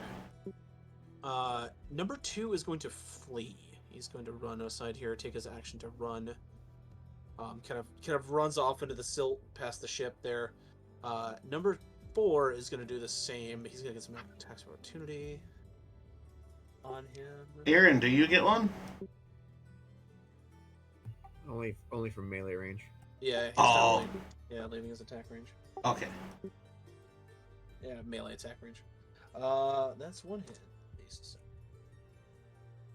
Yeah, the two other giants kind of run off into the distance. Their raid having been completely broken by the unforeseen assistance by the strangers from Balak. As the scene sort of settles down, you see the other giant raiders kind of also being repelled by the dwarves, but their fight's a lot more bloody than yours was. The dwarves the dwarves from South Ladopolis kind of sustaining more heavy casualties, as opposed to the northern bridge here. As the dwarves are pulling back, or the giants are pulling back, you hear another one of the commanders, just like the one that you guys took down in the middle of the small outcropping here, shout, "We will avenge your king! You dwarves will pay in blood!" As he runs back, kind of tossing boulders to cover their escape. Then the giants disappear off into the silt. After the wind swept around, this guard captain walks up and says, "Chad, you're useless! Tell your father in South Ladopolis that his son disgraced him this day." And then you see Chad is like, "It's not what you think. And he kind of deflates and stows his axe and kind of starts to slump away. You see the guard captain walk up to you guys and say, "Your assistance is well appreciated, thank you. It could have been a lot worse had you not been here. What brings you heroes to Ladopolis?"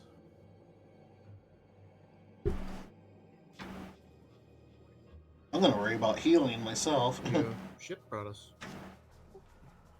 I'll say that well, at first it was just supplies, but couldn't exactly let giants that potentially robbed us on the way here get away with it. So Well, those giants have been a thorn in our side for quite some time.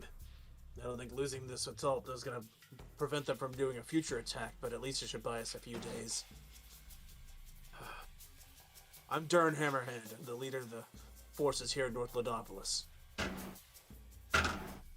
I'll introduce myself as well and say I'm Malagaz, and this is my caravan of travelers.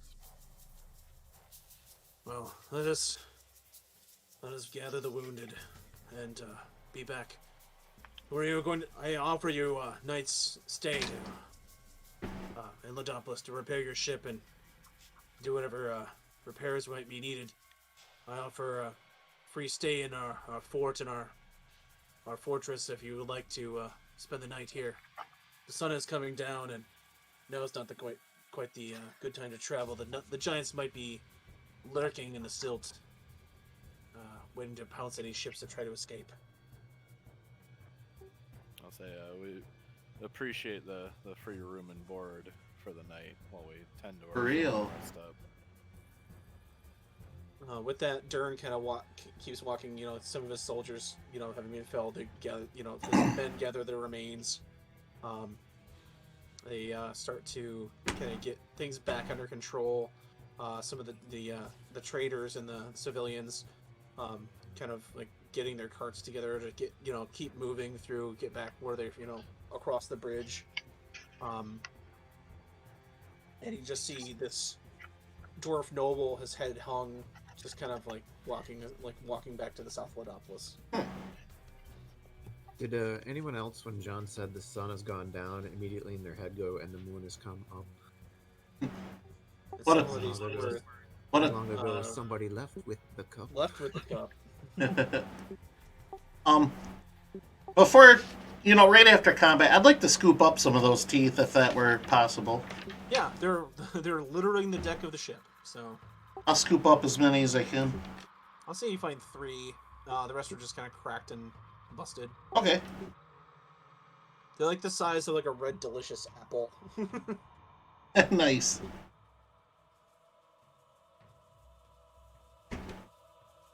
Anybody else want to do anything? Rocknar, Jesse.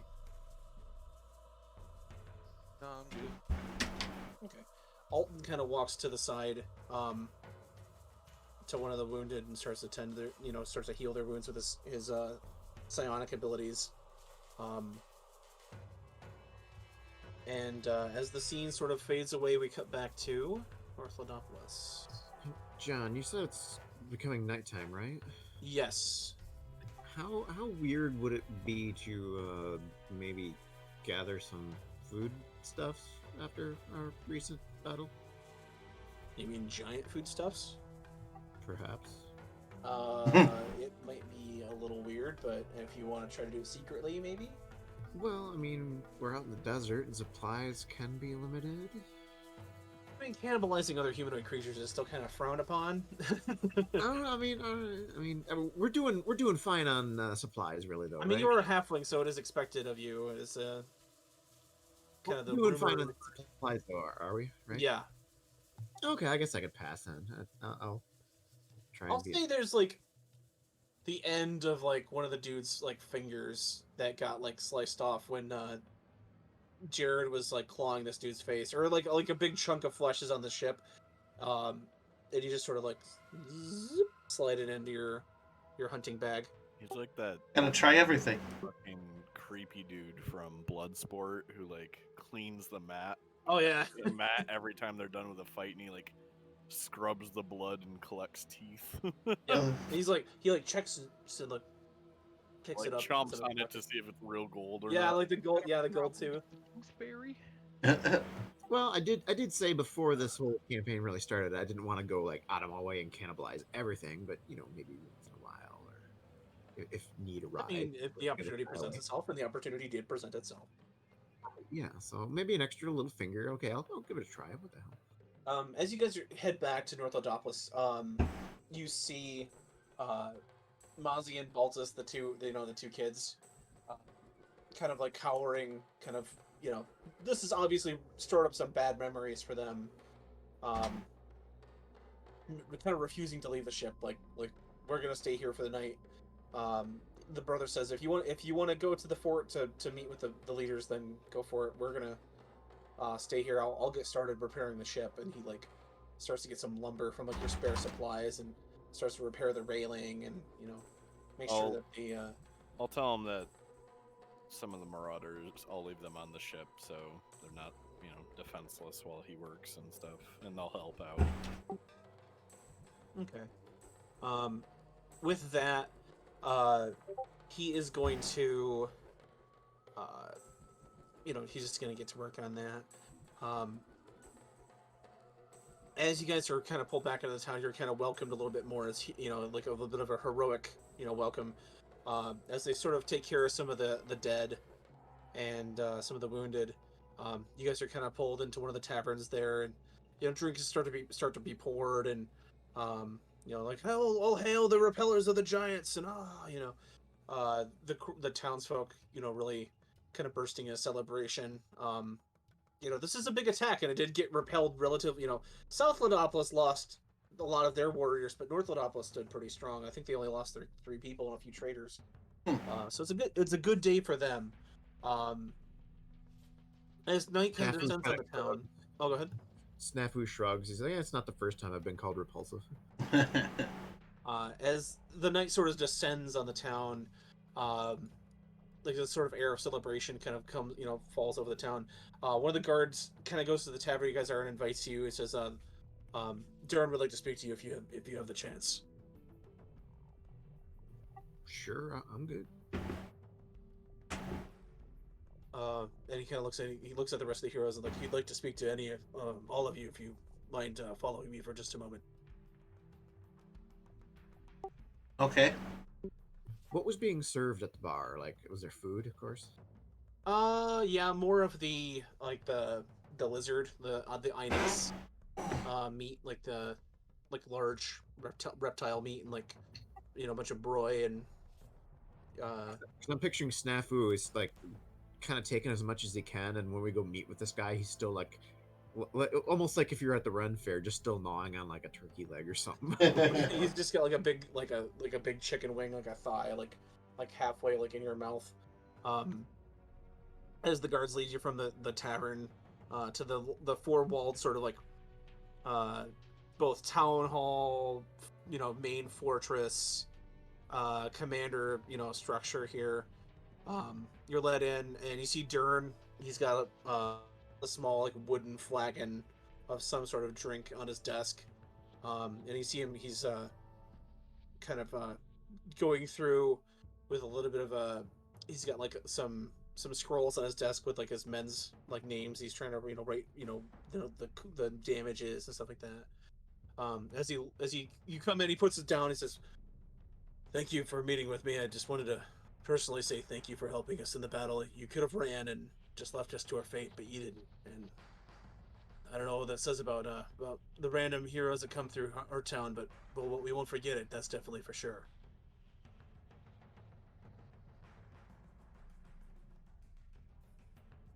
Well, we've been helped before. Well, we've been pulled off a slave ship, and returning the favor happens.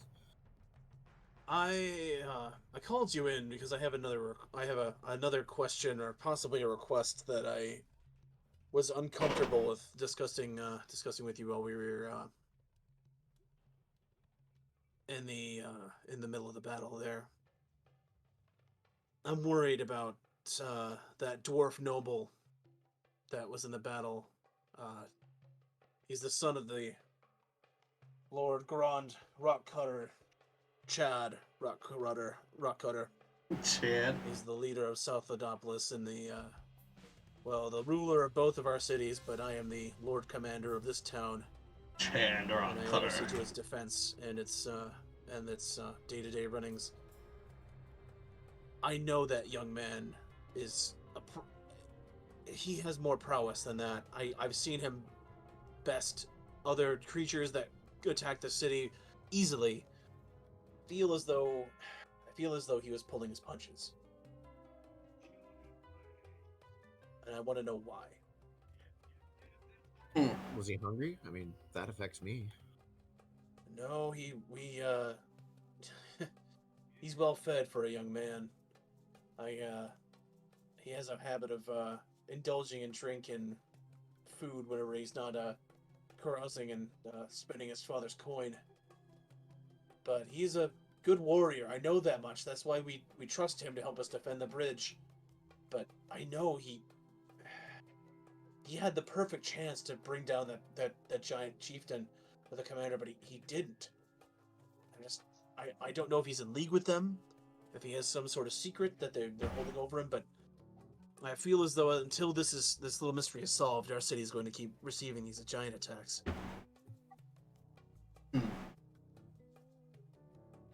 When did these attacks begin? They started a couple weeks ago.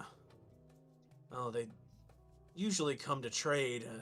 When the bridge was completed, we made a deal with them that we would give them food and supplies in return for using the island of Lido that they came from as a bit of road, built a fort on it. And that's where how we maintain the bridge itself is from the supplies from the nearby forest of small forest in the wood of island of Lido. But ever since one of their young ones, I believe the prince of the large giant chieftain, a young giant named Yoki, went missing, they believe that we killed him, and nothing we can say really sways their belief that we didn't touch the boy. I mean, he was obnoxious, but he didn't cause too much trouble. And after we went missing, that's when all the attacks started. The accusations of murder and betrayal and thievery, and things just sort of descended from there. And your dwarf, you said Prince, right? Out of character. Which one? The one that we suspect might be in league with them. Yeah, yes, he's the prince of the Rock Cutter clan. And this dwarf prince of yours, where was he when this alleged child went missing? Well, he usually pokes around the Isle of Lido. He's known to adventure around the area, not stray too far from the city, because he is required to help protect it. But he has been seen in the caves and the bits and parts and ruins, and maybe not ruins, but the caves and the caverns around the cities of Lodopolis.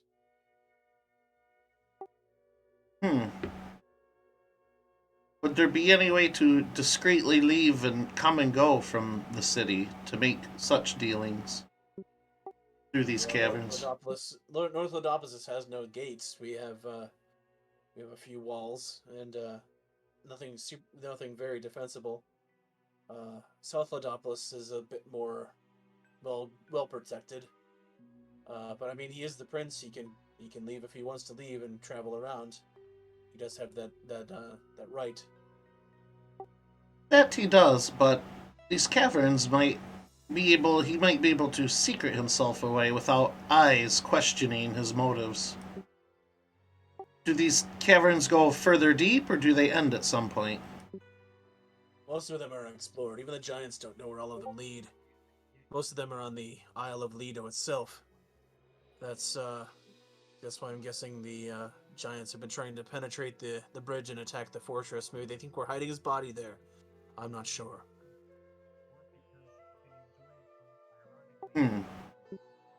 She kind of pulls back to ponder a little. What I'm asking you is to go to South Lido. Discuss this with the Lord Rockcrawler. But don't let him know that we suspect his son of being in league with the giants. Tell him that you're just there to help defend the city, and then see if you can't follow the young dwarf Chad.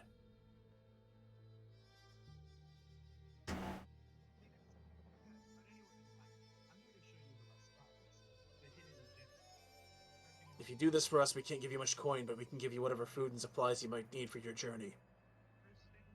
Food, you say? Enough to last you a week at least, maybe more. Could be worth it. Well, I'm in. Does the deal sound amenable to you?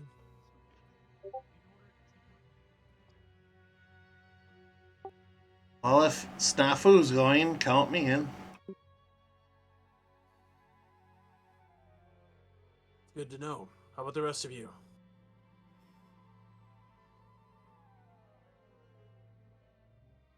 I suppose. Well, I can spare some time.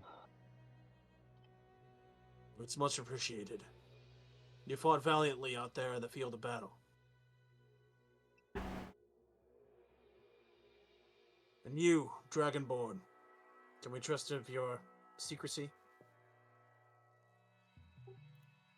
It's not anyone else's business what they do not know. Good.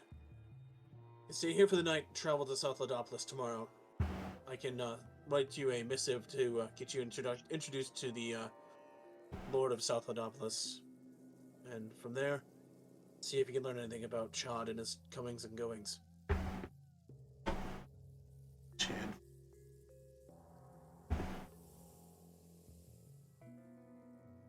With that, he kind of shows you out of his office, his little meeting area here, and you're given a couple rooms to stay at in the fortress tonight. Some beds, comfortable beds that normally the soldiers would use. You're given like a few spare bunks, and you spend a night pretty comfortably resting and getting yourself kind of acquainted. When the next day dawns, you come back to the ship. It's been repaired. Melgas, your marauders are kind of just standing guard. They say that the town guard has agreed to waive the docking fees for today, in the foreseeable future. They've been warned that you have business in Ladopolis on behalf of the Lord Commander, Dern Hammerhand, and will not be enforcing that sort of making you leave or anything like that. With that, they do say that the bridge is fully operational and you are ready to cross at any time, if you'd like. I'll ask if everyone's ready to go. Oh, sure. Let's get this jaunt over with. I feel well rested. Let's go. Did you get your well-rested buff? Double experience. Yeah. Hell yeah, I'll take double experience. As you guys kind of cross the various small bridges and bits of trail that lead from north to South Ladopolis, you do go across the Isle of Leto itself.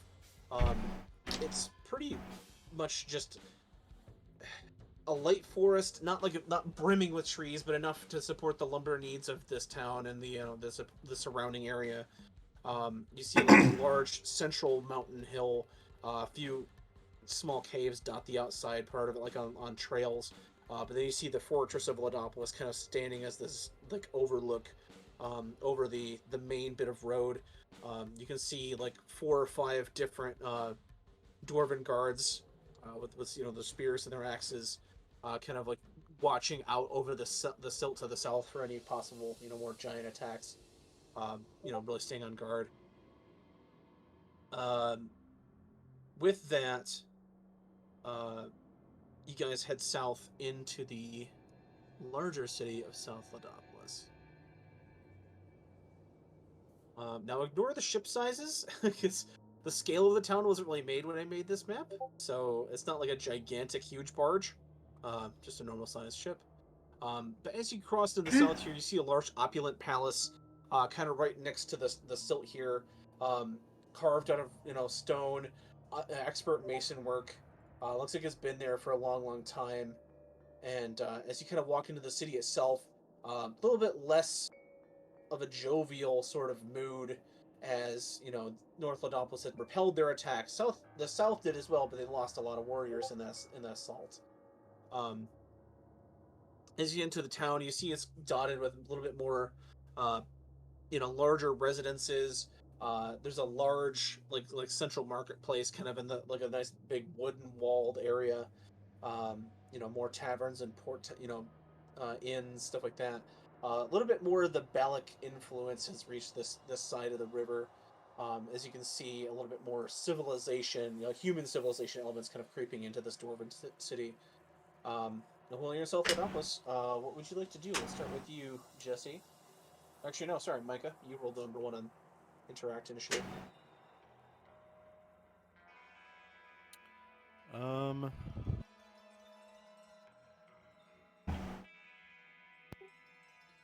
Did what was his name? Look at my NPCs here. Did not put his name. I got a down peek, once. BRB. Didn't the bard come with us?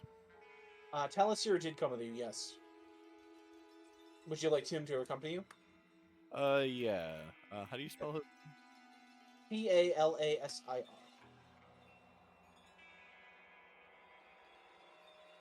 I'll put his mini on the map here, just so I remember he's here. Taliesin. You see him like, oh yes, a chance to mingle with royalty. I will always love gathering stories of that like. Maybe perhaps they'll throw a feast in our honor as well. As he sort of puts on his court finery and grabs his loot and sort of stows it on his back. You see him kind of adjust his horns, the rings and stuff on his horns, and gets ready to hit South Ladopolis with you as you guys cross the bridge. I'll ask him. Taliesin, do you have any connections or previous ties in Ladopolis? Not quite. I've been here once or twice. I more or less play in more cosmopolitan cities, if you get my meaning. Not saying that South Ladopolis is a junk city or a poor town, but definitely not the best source of coin in the area. Catch my drift. But fine enough.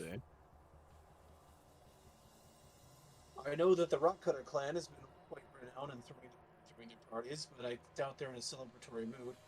As you kind of walk through the grim-faced guards sort of like look at you and Taliesin with sort of weird, strange looks. But word has sort of passed that the few outsiders did help in the battle yesterday, so they wave you through, no problem. As you sort of walk into the city area here, you see that people here are trying to get back to their lives after this devastating a giant attack like this.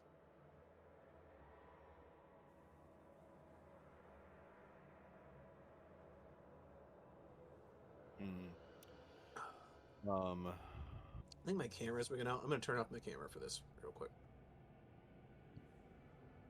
Did they say where he frequents or anything like that? Anywhere we should start? They said that. Let's see.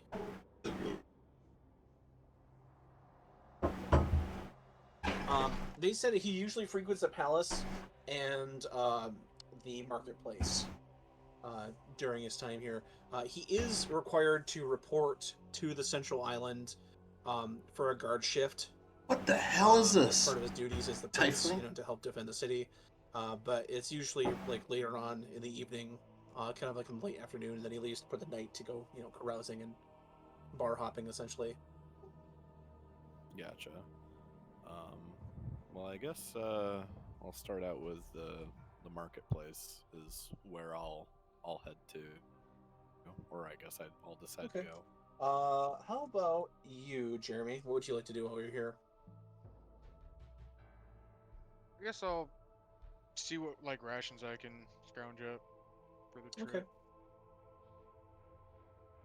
Okay. Minor and Jesse.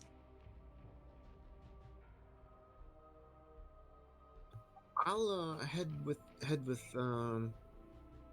Malagaz, is that the name again? Yeah. Head with him to the markets. I'm gonna see if I can find any like spices, just to keep the food and supplies we have interesting, Okay. How about you, Jesse? and of course keep an eye out for the prince.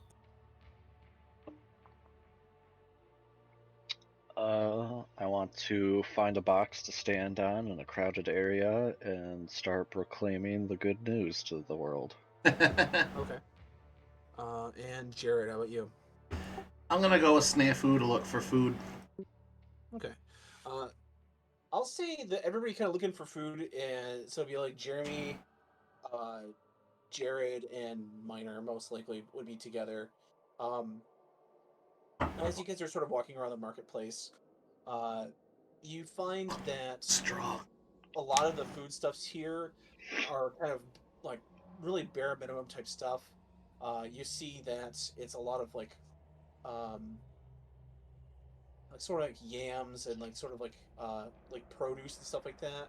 A lot of the meat has been most likely bought out. Like the supplies of the city aren't doing super well, but they're trying to basically ration out their supplies while this giant attacks are going on.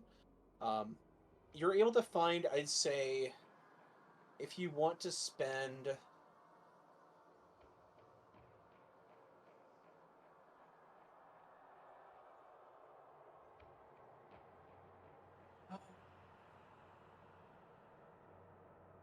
If you want to get like a pound of food, so that'll feed like one person on your crew per day. I believe you have two. Jeremy, you have Voron, your tank strider tracker. That's 8, 9, 11. And Jesse has his two acolytes. 13 plus the 6 of you, so that's about 20 people. Uh, you need about 20 pounds of food a day. If you want to buy 20 pounds worth of food, you're looking at least 4 gold per day. If you ever want to try to scrounge up some food and some water, stuff like that.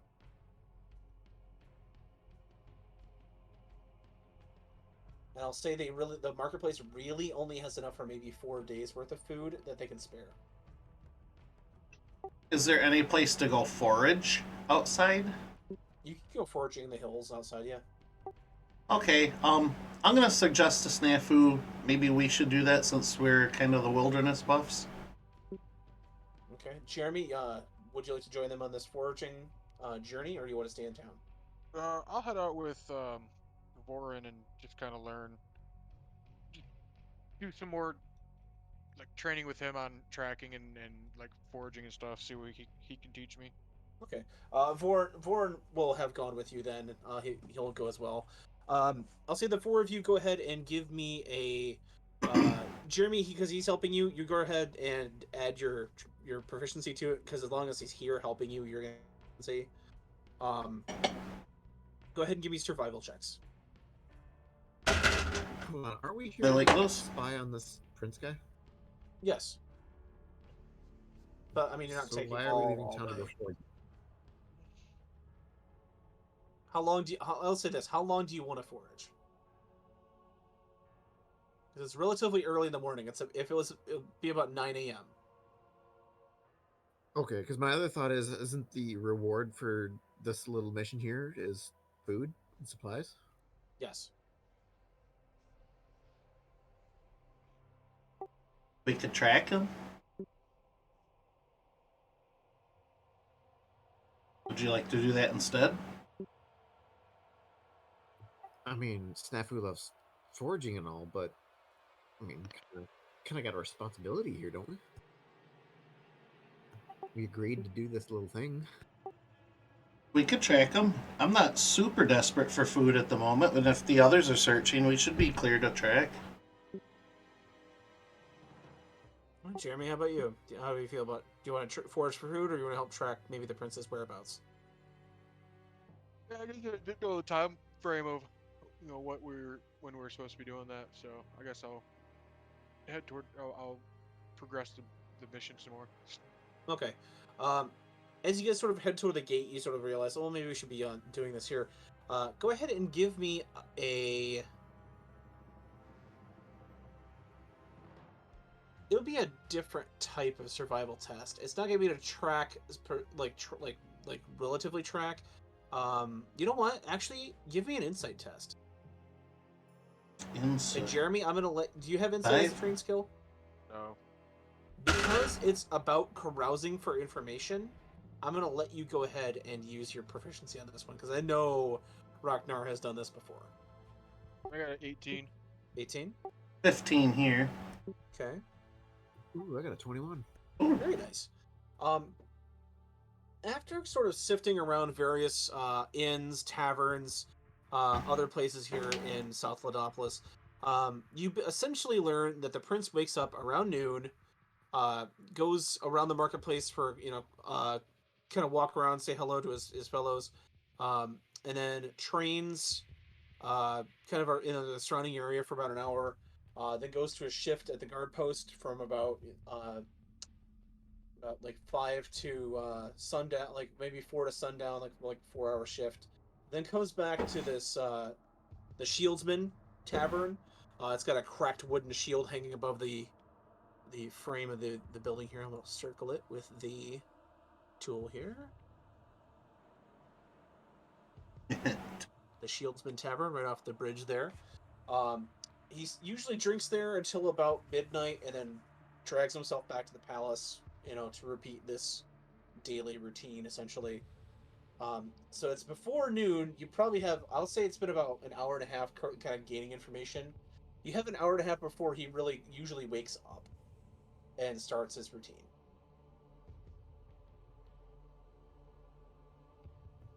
All right. Do we think we have time to do some foraging then in this meantime? Not a whole bunch, but if you'd like to try again a little bit, I'd allow a single check. Just throwing that out there if people still wanted to do that. I'll hang out nearby and watch the building, but is there a place that I can kind of hide and tuck myself away? I'll say kind of around like this building here. There's like a bench you could sit by. It's just sort of next to the street that you could nonchalantly just sort of sit at the bench and maybe pull your hood up. Okay, I'll go ahead and do that. Okay. How about you, Jeremy? What would you like to do? Now, I'm gonna take Warren's advice and uh, I don't know honestly, man. Okay. Uh, I guess for right now, you can be training with Vorin, because you're kind of not really needed for combat at this point right now. Ragnar is more or less concerned with getting in the fight. If he needs to crack some skulls, he'll crack some skulls. I'll say you and Vorin kind of are in the surrounding area, not too far from town. He's gonna try to teach you about picking out the right food and this sort of stuff like that. Um, Go ahead and give me a wisdom, not a saving throw, but just a wisdom check in general.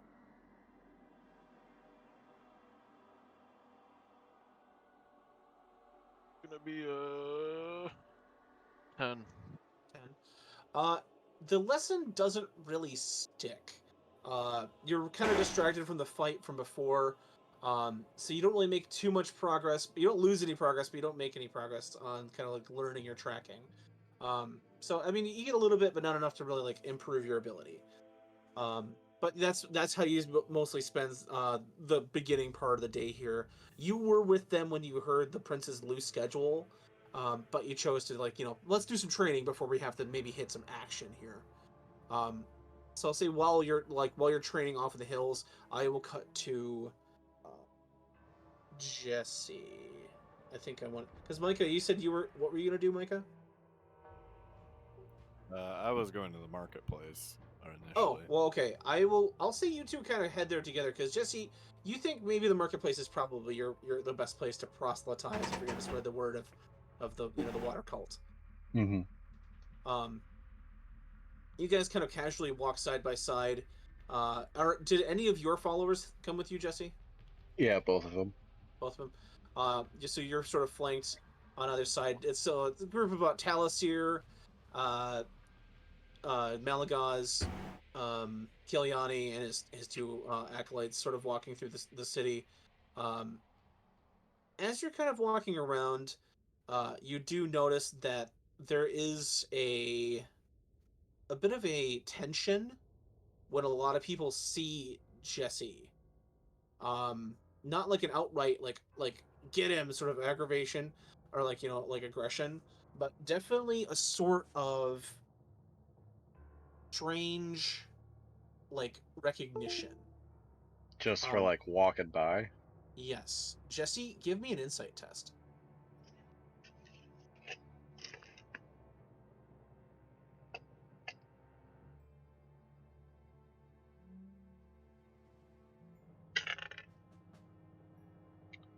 14.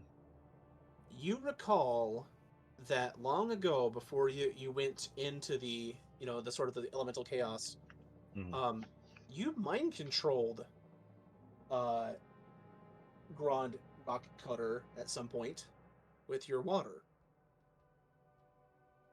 Right. and you do know that not while completely regaining what consciousness they had after the mind control faded when you left the plane, some of them had like fragments of a hint of what like they've lost time.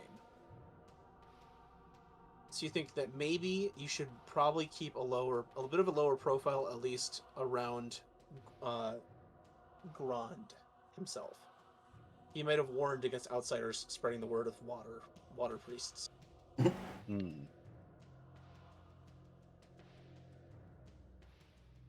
I mean, you're free to do it for what you want. You have a couple of bodyguards with you, but you kind of notice that maybe I shouldn't be too, uh, you know, aggressive around the palace.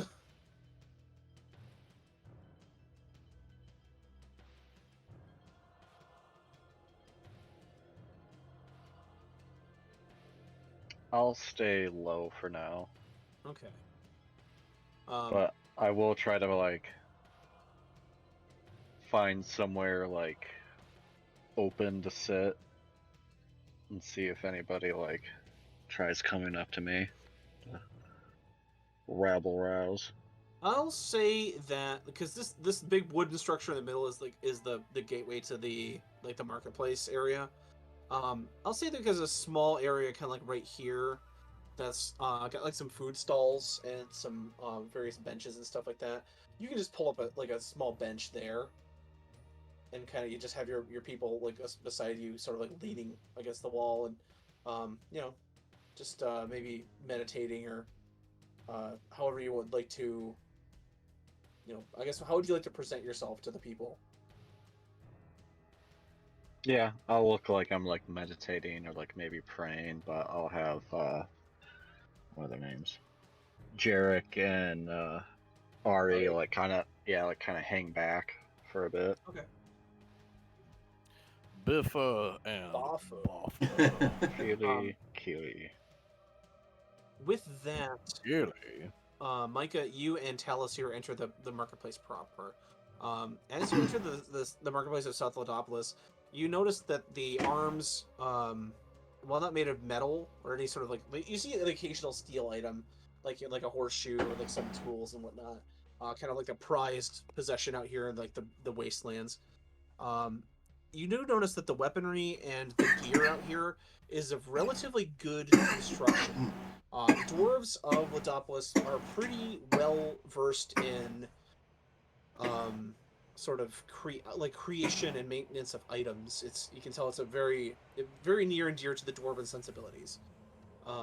As you're sort of walking along, you do notice that uh, Talisier is kind of stopping at every other stall and like trying to like, oh, have you heard anything about the giant attacks? I heard they're quite. You can tell he's trying to like casually carouse for information as he's walking around.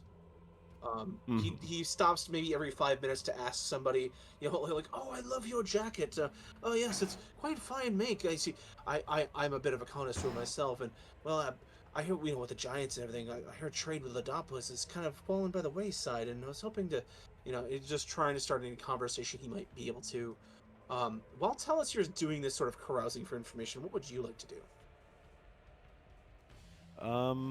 I actually am kind of curious. It may be a weird request. I'm trying to think of, other than spending an exuberant amount of time wearing it, how to become proficient in armor. So my thought process was, because literally my AC is 12, Yeah. and anything and everything hits me. So I'm trying to think of a way to raise that without magical items, since there aren't many. Okay. So I was thinking that maybe I could look for like a book on armor craft or something like that. Okay. Just to spend time and train with it. I don't know if that's a possibility. Okay. No, I can see that. As Taliesin sort of carousing around, you go to one of the dwarven armor smiths. You see that he's got the hides of various animals. He's got like thread made out of both like corded leather, giant hair, various other materials. And right at this moment as you walk in, he's sewing together a suit of studded leather out of like tanned Inex hides. It sort of looks like Jagras armor from like Monster Hunter. So it's got like like big scales and sort of like uh, big long bits of like flap, like the lizard flaps, kind of hanging down. He kind of like has a needle in his teeth as he's like poking through with like a kind of a stone tool, making the holes that he can put the bits in. And as he's doing that, he says, "Apprentice, we got ourselves a customer." And you see a younger dwarf kind of come around the side of the desk and say, welcome to Rage Rock Armaments, where we provide the best protection for your coin. My name is Brock. How can I help you? Does he just seem very over it? He is not really into this at all. You see, he had to put down like he was making himself like he was making a helmet out of like that various um, bits of material, and he had to put that project down to help you out. Gotcha. Um, I'll tell him like, oh, I don't mean to interrupt. I'm literally here just to gather some information, if you would, and possibly provide coin for it. Well, what kind of information do you require? Well, I've been only in Ladopolis for a short time and couldn't help but notice the extreme quality and detail that goes into the creation methods of armor crafting. It's not like anything I've quite seen around in my travels. I was actually wondering if there is like a any sort of I guess information or technique or anything you could train me on, or even just notes I could copy down to study in my travels. It's quite fascinating. Brock says, "Are you looking to get into armor creation?" Possibly. I feel like understanding it would help in the whole grand scheme of things as a whole. Well, I can tell. He kind of looks you up and down. He says, "Well, I can tell by the way you're dressed and the way you hold yourself that you're a man of noble means. Am I correct?" To say, yes. Uh, well, I can tell that maybe the front line of combat isn't exactly your strong suit. Not to say that you're I don't want to say make any disparaging remarks, but I can tell that you keep yourself very well out of danger if you can. Now, us dwarves, we prefer to get straight to the point, straight into the fight. Um, we're taught from a very young age, first how to fight, next how to craft, and then all of our other trades. Um, Now, I can tell a man of your stature wasn't exactly built for a suit of, Inex plate armor, uh, but if you're willing, I might be able to provide you with something. And you see him grab He goes through his notes. He's got like small little scrolls of diagrams. He pulls one out, and it's written in Dwarvish. And he says, "Now, if you're looking to make something that may be along your level, I could give you this." And he spreads it out, and it's sort of a schematic for like a long jacket, like a long flowing like travel coat, no sleeves, but it hangs down as sort of like an overrobe. And on the insides, you can see that it's like very tough leather, but on the outsides, it's like crushed cloth. It's very fine, fine raised and whatnot. But it's kind of scaled to a dwarf, like a dwarf's frame. He said, I might have to, you might have to adjust the measurements. Uh, but I remember uh, our king had requested maybe a bit of personal protection that he might be able to wear in meetings with agents and Templars of Balak nearby in case things got dicey. It couldn't provide him much protection, but it did provide at least a small bonus, to his personal defenses. Um, Essentially, it's a masterwork robe. It'll have a +1 AC. It will have the durability, so if you get crit 3 times, it will break. But it does not require an armor proficiency. It is not the most protection, but it's something. Right.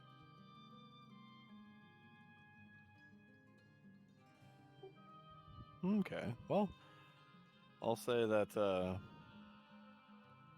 this is definitely a place to start. I mean, especially like you said, coming from my background, I don't exactly have much experience in these things, so I think starting somewhere is better than just treading water, if you catch my drift. Of course. Oh. Now, if you're looking to maybe get a little bit more protection, you could always find maybe a warrior to train with. I know they're if you're going to be any sort of fighting man out here in in the Athos Waste, you have to know how to take care of yourself. But for the time being, I think this might be your best shot. Okay. Yeah. Let me see something here real quick.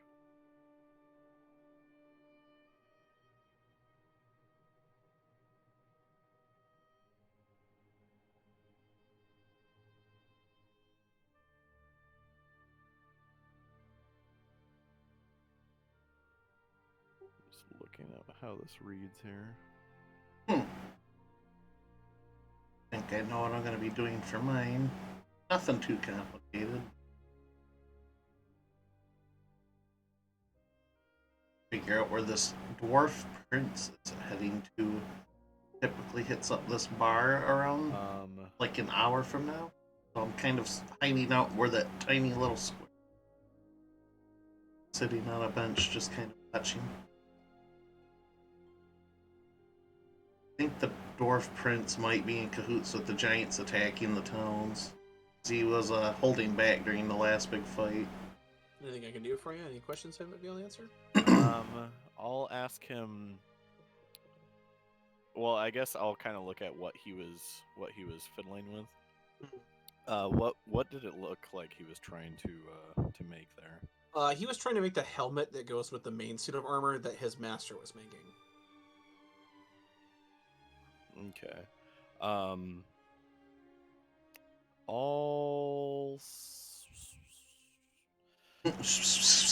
guess I'll ask you this here. I do that stuff too, though. With the fabricate spell, here it is. Basically, you take raw materials and you fabricate them. Alchemy. A certain radius, cubes, if you will. And then, depending on what you're working with, the effects change.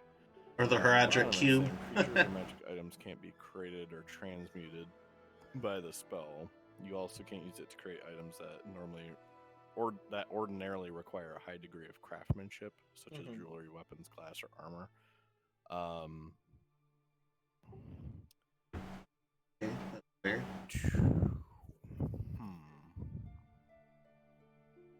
I'm wondering if I could fabricate, because it's not really crafted. But if I had just a sheet of cloth or paper, could I fabricate it to copy the schematic he had? I'd say so. It wouldn't require.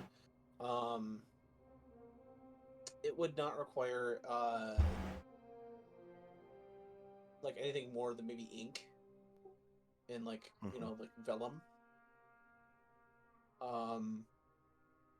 Which you could pretty easily pick up, I'd say, in at least a bit. Yeah, and even if I could just like get it outlined on the paper, I can always just do that back at the ship. Yeah. I'd say that's possible. You would be able to like study it and then with your mind sort of recreate it with the way. Okay. And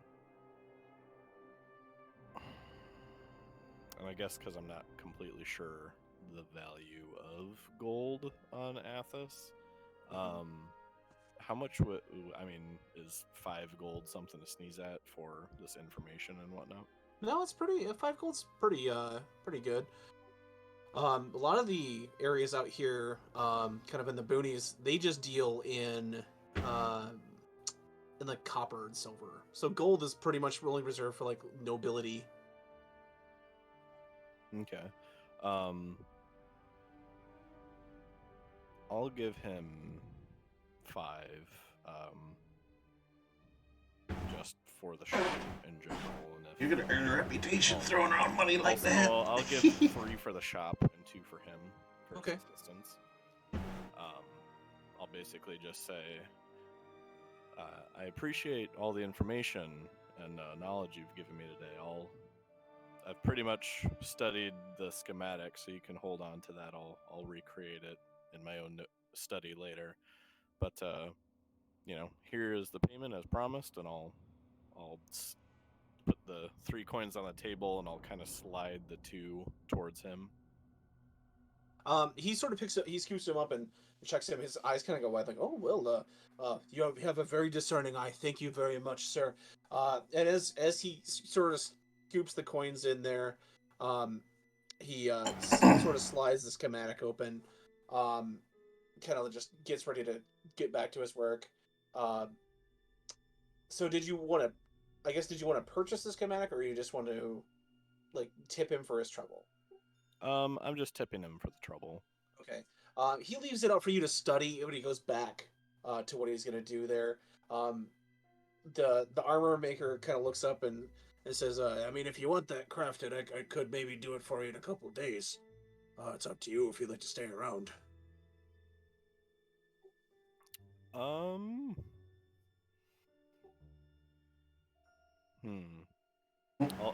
say I'm not. Well, I wouldn't want to cut in line of your other orders or anything. Impose an inconvenience, but would it be possible to get it done tomorrow?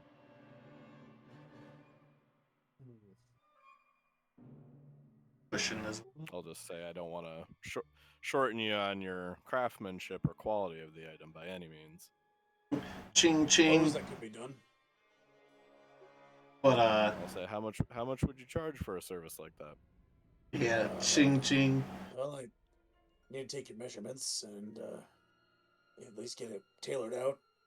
I'd say something of that quality, maybe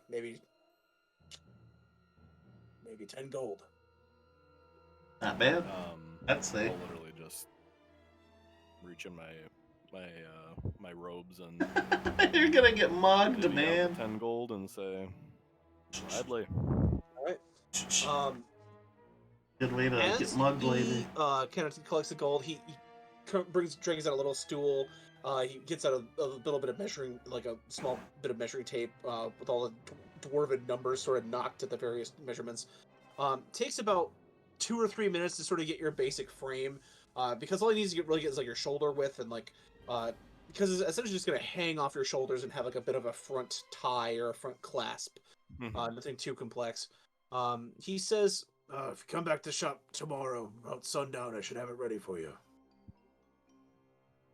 Sounds reasonable. Thank you very much. I will see you both tomorrow evening.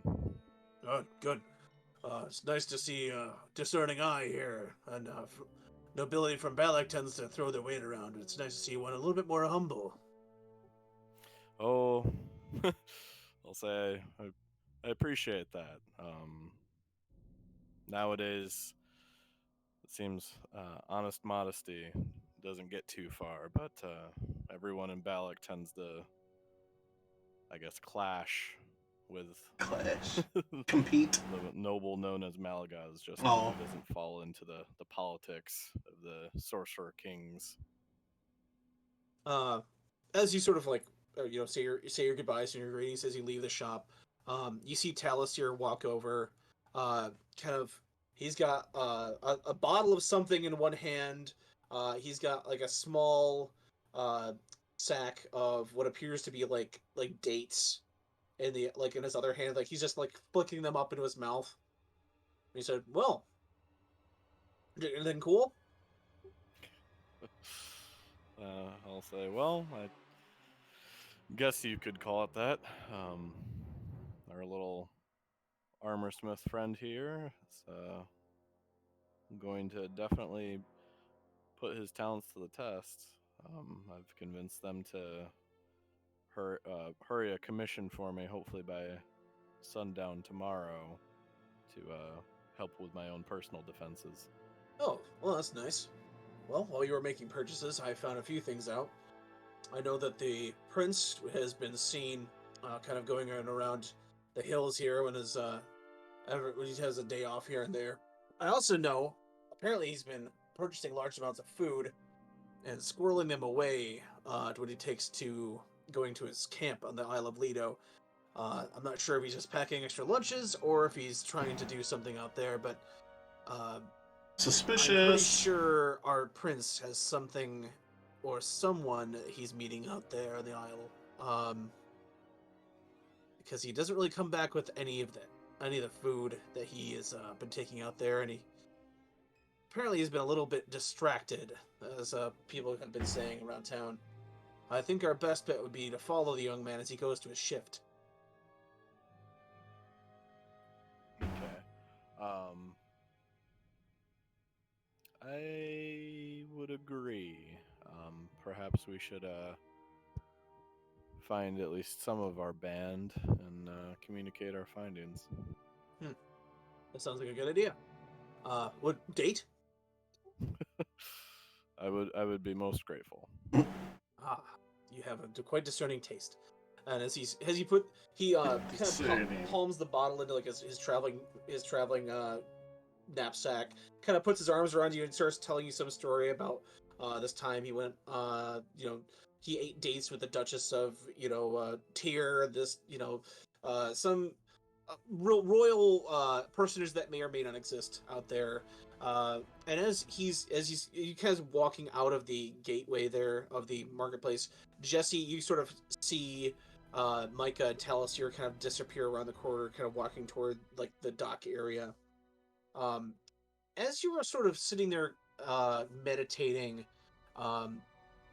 you kind of feel this sort of breeze across your face, but it's not like the dry, acrid desert air of Athos. It's the strange, moist air of the shore of when you go to talk with your patron, when you go to talk with Hydra.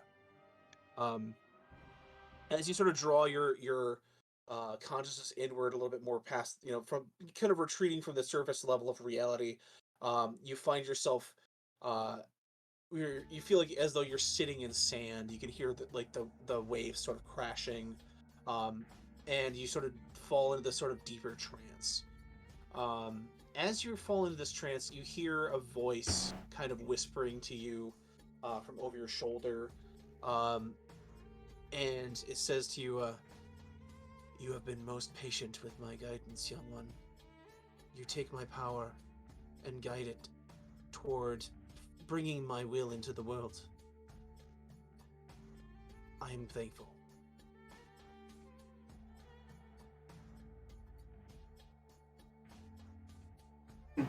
Processing. Anything else, Jesse? Anything you Oh, my turn. Okay. Yeah. Talking to you. Okay. I'm I'll talking to you, say- young one. Pay attention, pay attention. Not you, buddy. I'm sorry. Good boy. Rapidly typing. Sorry, I woke you up. What are you talking about? Oh. Are we having technical difficulties? His battery died. What battery died, Jesse? Apparently his crap battery. It could be his headset. Could be.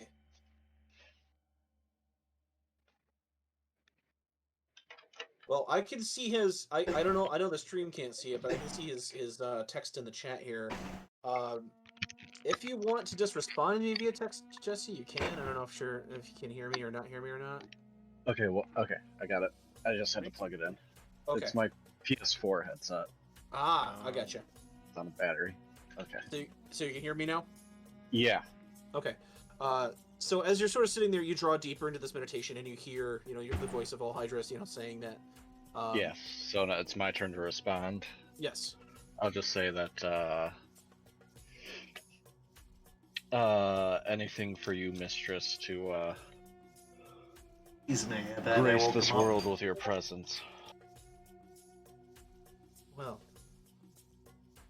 I have heard of this convergence of elemental priests and cultists at the apex of the elemental temples near this place that you call Tyr. Mm-hmm. The presence of these other elemental champions disturbs me. Only a power such as the elemental eye could have drawn such power to this area as to draw that much attention. But you and I Yeah. both know that such an entity would have been dead long ago. You carry a shard of his divinity in yourself. That had me curious as well. Supposedly there's a temple in that area that they're all searching for. Well, there is a balance. I know my rivalry with Imix has been eternal, but you, I, and the other elementals are not the only primordials that have survived the eons on Athos. Be careful. Another entity may be masquerading as this an elder elemental eye and bringing you together for some other purpose. Well, if these other cultists or whatever's drawing them can't be used for your will, then they will be wiped out. It is good to hear. Your faith and your zeal will be rewarded, my champion. With that, go with my blessing. And as you sort of feel this light touch on your shoulder, when you sort of you come back to consciousness, you were wearing your sort of white cloak, and you're completely dry. It's a hot day, but you weren't super sweaty. Your shoulder is drenched in water. I think I just got laid. I'm all wet. As you're sort of sitting there, as you're sort of touching the wetness of your of your cloak there, you see Jarek kind of standing in front of another guard of Lidopolis, saying, "No loitering here. You and your kind can go get your wares and get out of here. I'm not having any strangers loitering around in our town." What do you mean, your kind? Not dwarves, that's what I mean when your kind.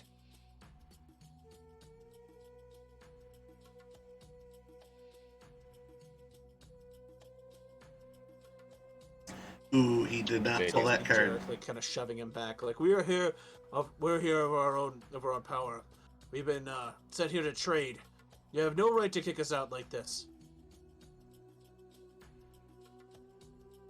All right. I'll say something along the lines of, okay, Jarek, we can be on our way. Clearly, these folk aren't deserving of our wares if they can't even protect their own from simple giants. Ooh, Let me do a quick. throwing shade. You see the guard sort of like turn red in the face and he fumes, but he doesn't like lash out. He just says, just get moving, get going. And he kind of storms off with a couple of his other guards kind of looking around the shoulder. Well, it's like over his shoulder at you. As they sort of walk off, Ari says, while you were meditating, Master, I was listening in. Apparently the prince has been, the purple one has told the Dragonborn that the prince has been seen taking things to the middle island and a very suspicious behavior when he goes to his shifts. I know that probably our prey or our quarry probably lies upon that island, Master. Well, let's go to the island then. Shall we not convene with your fellow companions? I suppose. Where are they at? I suppose. You can sort of see Talasir and Micah, or Amalgaz, sort of like off by the shore. Just sort of like sitting on the bench. You can see Talasir with his armor and Micah like pointing and telling some like gesturing some story.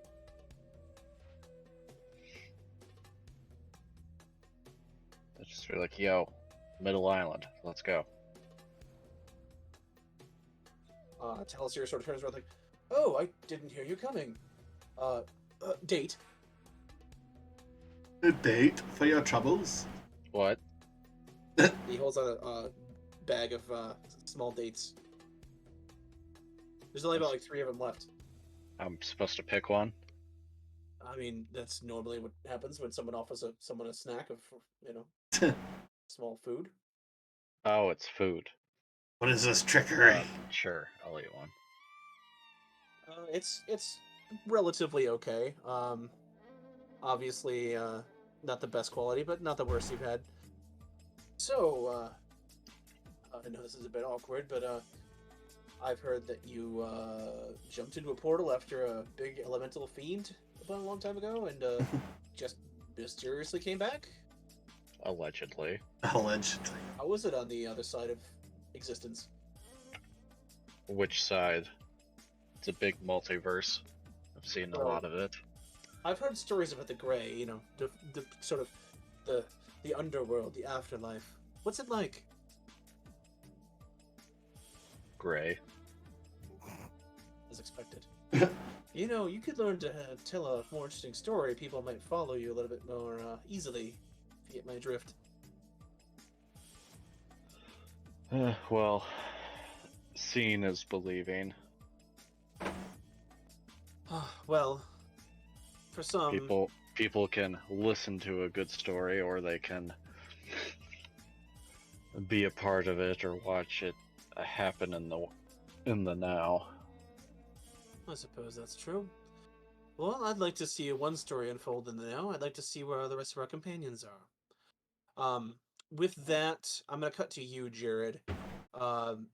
You have been sitting at this bench, sort of eyeing the keep for some time. As the bells sort of ring every hour of the palace, you know, like a gong for like the time. You see the dwarf from yesterday, dressed in his armor, you know, carrying his sword, you know, carrying his weaponry, just sort of making his way out of the palace. You can see he's got like a knapsack, like an empty backpack across his back, just sort of striding outward, walking past, down, heading toward the marketplace. Okay, I'll keep an eye on where he's going. Okay. Give me a stealth check. Stealth is pretty decent. 14? 14. As you are walking around, kind of keeping your hood pulled up, you're able to pretty much pass as just another traveler. And a town full of dwarves is kind of weird, but it's not like you're drawing attention to yourself a whole bunch. You're just walking around. As you're following him around, you see him gather up not like a bunch of food, like there's sweet rolls, there's you know baked yams, other sort of like delicacies. You see him buy as much like raw meat as he can. Like he's got like They've got like cuts of machiliot, like the large reptilian like cuts of meat, other bits of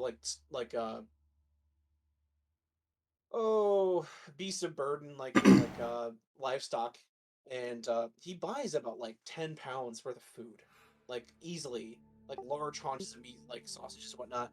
Puts them in the knapsack, puts them around his back, and then you see him start to walk toward the southern gate. I'll casually follow him, but not close enough to arouse suspicion. Okay, give me another stealth. Okay. Nat 18 with a 6 kicker. Nice. As he goes through the south gate, you are able to sort of slip past maybe like 2 minutes later and see him down the trail. As he goes, you kind of find him. He parks into a spot. I'd say maybe about like 50 feet from the gate, like the front gate of town, like around a bend. Sort of a few small rocks there, and you see him kind of pull out his bag and his gear, puts him down. He starts to do push-ups and sit-ups, like a morning workout. He pulls like a canteen of like a water skin, takes a drink of water, does a few more exercises, and then he pulls his spear out, and you can see that there's this target that he's carved in like the side of like a tree or like a large downed tree limb or tree trunk, and you see him sort of ready his aim, and as he sees, he throws, hits the bullseye, walks, grabs the spear, aims, hits the bullseye again. He does this 3 more times, like not exactly dead center, but like close enough to tell that like this warrior knows what he's doing. Okay. Okay. As I'll say about like an hour goes by, you see him kind of drink the last of his water, puts his pack on. He just sort of heaves this heavy sigh, and just sort of like looks down and starts walking back into town. And what else did we know about his schedule? Like, somewhere around noon, he visited that pub at the end of the docks, correct? Well, he usually crosses around town between his shift, because he usually has to go work his guard shift at 4. Okay. It's about 1 o'clock right now. He has about maybe 3 hours. Okay.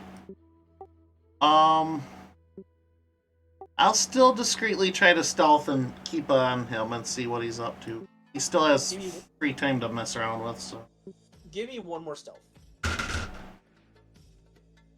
This one's gonna be a 15. Okay. Let's see.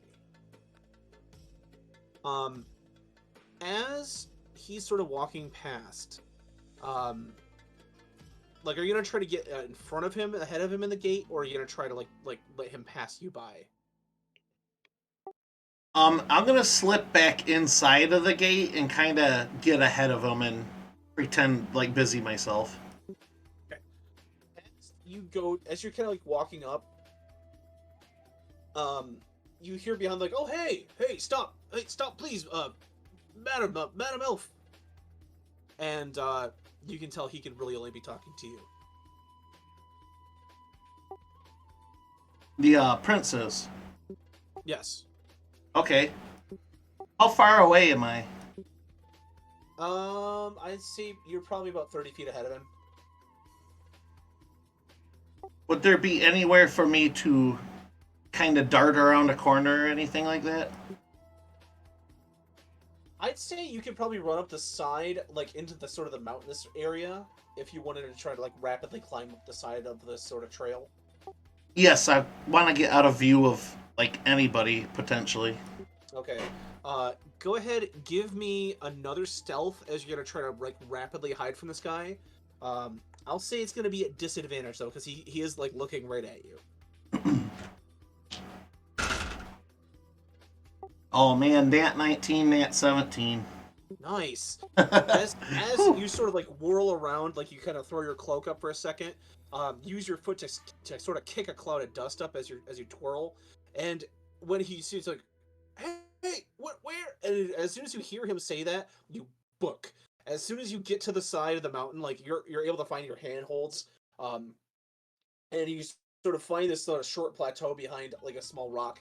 or a small boulder. As you sort of flip around, you crouch, pull your cloak close, and just go into the fetal position. And like for 5 minutes, he's like, "Hello, where did you go? I had a question." Um, while I'm in hiding, if I'm convinced that, nobody can see me, I would like to use wild shape to transform into like a small lizard or rat, something inconspicuous but that can still move. Yeah, not a problem. So we'll say you turn in like a small a brown desert rat. Okay. Um, your form sort of like shifts and forms, like all your possessions sort of like meld into your body, and you turn into this sort of inconspicuous little mouse, like a rat.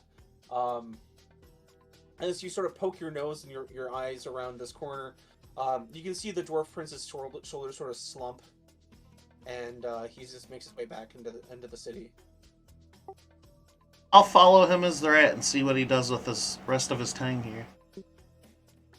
As you go back inside, you see him sort of head around town for a little bit. He goes to a couple inns, stays inside for a little bit, talks. He makes small talk. A lot of people are kind of like, you can see the guards like talking about him as he passes them by. They said like, "There goes the coward. I heard he could have killed the chieftain, but he pulled his arm. He didn't strike true." And it's like, no true son of Grand Rock Cutter would call himself a warrior if he did anything like that. And you can sort of tell the town is not a big fan of young Chad Rock Cutter at this time. You can tell he's sort of been ostracized by his fellows for his performance in yesterday's battle.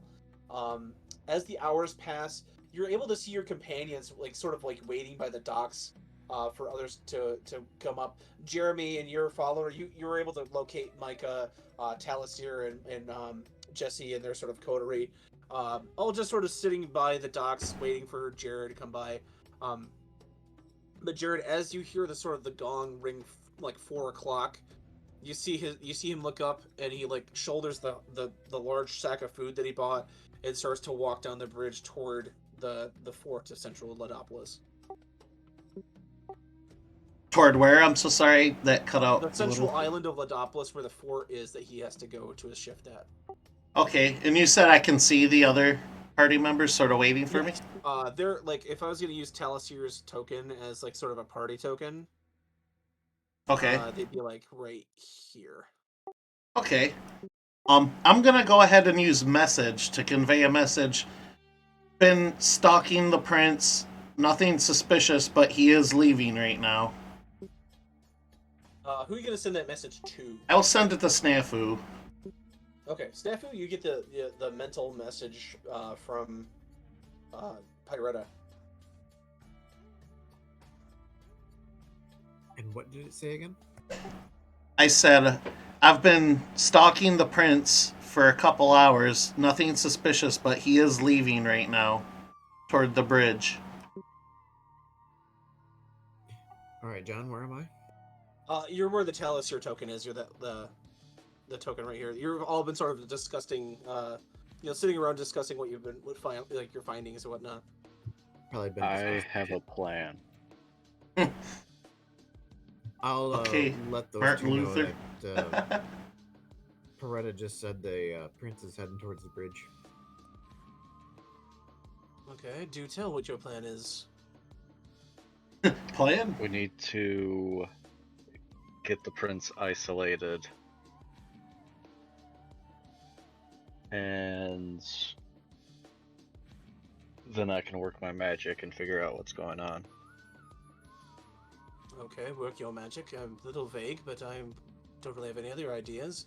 Any other takers?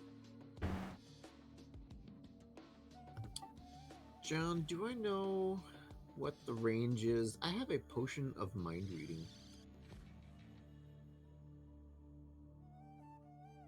Let's see. Do I know how close I have to be on that? Let me check. To the Dungeon Master's Guide. Be right back. I gotta pee again.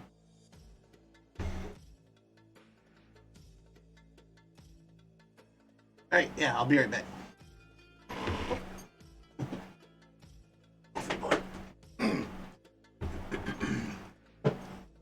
It's like, is it under potion or mind? No, it'd be under potion.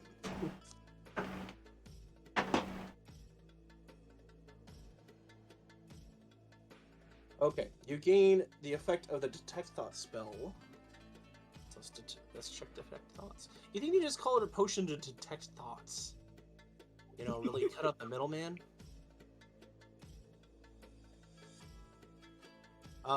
Range. Self. Your thoughts of creatures cast the spells and action each turn the spell ends. Any one creature that you can see within 30 feet of you. Okay. How long does it last? Concentration up to 1 minute.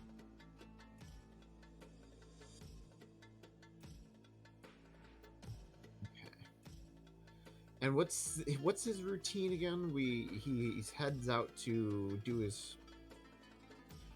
He has his guard shift from usually in the afternoon to sundown, and then he comes back to the tavern, drinks until midnight, and then repeats his process. At what point did he drop off the meat or the food Nobody spice? knows. He leaves with meat and he comes back with nothing.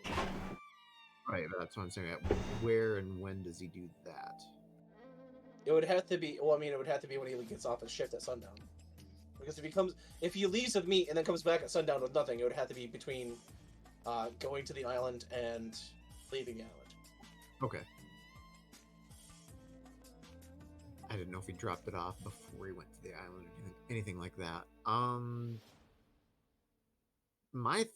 My personal thought is maybe I can try that potion around the time when he's, if we're following, when he's dropping off the food stuff, so I could get what he's thinking about during that point in time. But at this moment, that's a ways away. We just gotta follow, I guess. I mean, as you get this message from Jared, you look up and you do see the prince's form. Like, he does wear like a pretty unique set of armor, like walking along the bridge. Oh, I'm gonna get moving and to follow then, I guess. Okay. How about the rest of you?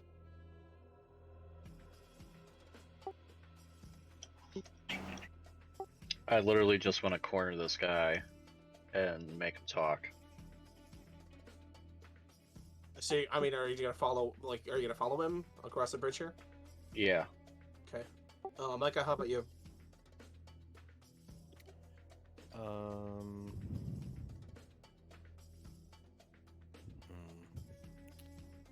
I think it's on my character sheet.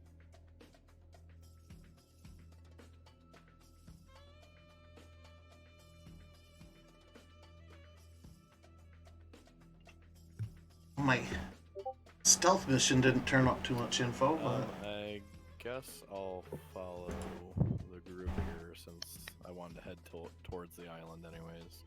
Okay. You all get up and make your way towards the bridge, sort of subtly following behind. Are you gonna be stealthy about it? You're just gonna go. I'm gonna be stealthy because I can be stealthy as fuck. Okay. Then give me a stealth check. Everybody's gonna try to be stealthy. Speak for everyone else. it's not an hour. It's a half my druid level for wild shape. That's right. How about a 30? That'll do. Nat 17, so. As the rest of you are sort of like walking down the center of the bridge, just sort of casually walking, fucking, I'll say that Snafu like goes over the railing, and Snafu, you're like on the crisscross beams under the bridge, just like hop, hop, hop, hop, hop, and you eventually are able to walk like underneath, like where he's walking. Nice. But I can tell where he's at, though, right? You can hear his footfalls like above you, but you know he does not notice where you are because his gaze, as you sort of like peek your head up for just a moment, like from around the side of the bridge, he's just sort of like looking straight ahead, and it almost looks like he's in a stupor, like he doesn't know what he's gonna do. It's fixated. Huh. All right. keep on this for a moment. As you guys continue to follow him, he reaches the center aisle. Not this one. It's not the one on this bridge. It's a larger island. The larger center island of Lido. As he enters the island, the guards sort of nod at him, and then as you walk past, the guards let you by. Jared, you're also on the bridge behind the party now, as you're still in your rat form, still following him. You're able to see Snafu kind of like leading himself, like kind of underneath the bridge, on the side of the bridge, being completely undetected. You see him kind of start to walk toward the large island compound, but then as he does, he casually veers off into the woods. Okay. I'll continue to follow him, just, not directly, so he's like, why is this rat beelining straight toward me, but I'll keep loosely with him. Give me another stealth. At 19 this time, 6 kicker. You see him, like, he looks down and kind of looks around to see if anybody's around, and his eyes do pass over you, but you're a rat, so he doesn't really pay you any mind. The rest of you, is anybody else trying to be secretive about following him, other than Minor? I'm not. I wasn't. Okay. I was just essentially blending in. I'm not really trying to hide, though.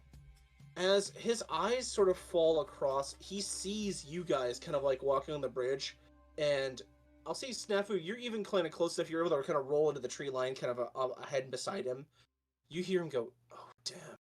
And he sort of hustles into the forest.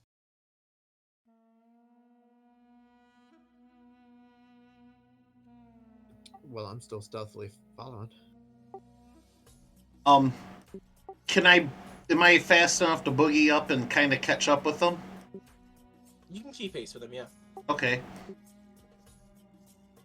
As you the rest of you just see, you see Snafu and Pyrrhota kind of disappear into the tree line, but you also see the dwarf almost like look at you and then just like hustle off into the trees. Okay. How deep is this forest? Do we know? It is roughly, I'd say, a third of the island. Oh, wow. And how big is That's this pretty island? nice. Probably about 2/3 bigger. I'd say like 2 city blocks, kind of. Like, it's not huge, but it's not small. It's like maybe. Maybe I'll put it this way. If this potion lasts a minute, and I want to try and get his thoughts when he's dropping this off, do I think if I drink it now, Yes, he would you should be able to do it within a minute? Yeah. Okay, I'll go ahead and drink it now. And, Okay. As I'm following him and see what I can find. As you find this latent part of your mind kind of awaken after you drink this potion. You can feel sort of the doors opening up, and you sort of feel like this must be how Malagos feels all the time, because you get awakened to some slight psychic power. As you sort of are able to find that you're able to like thrust your will forward like an entity. It meets the sort of the back. I'd say you're sort of following behind the prince here, and as it sort of meets his consciousness, it busts through it like a permeable wall. Okay. Inside, let's see. Inside, you get his service level thoughts, which are just panic. He's like, "Oh God, what am I going to do? What am I going to do? They'll find out. Oh God, I hope he's still alive. I just don't know what to do." And would you like to probe deeper into his mind?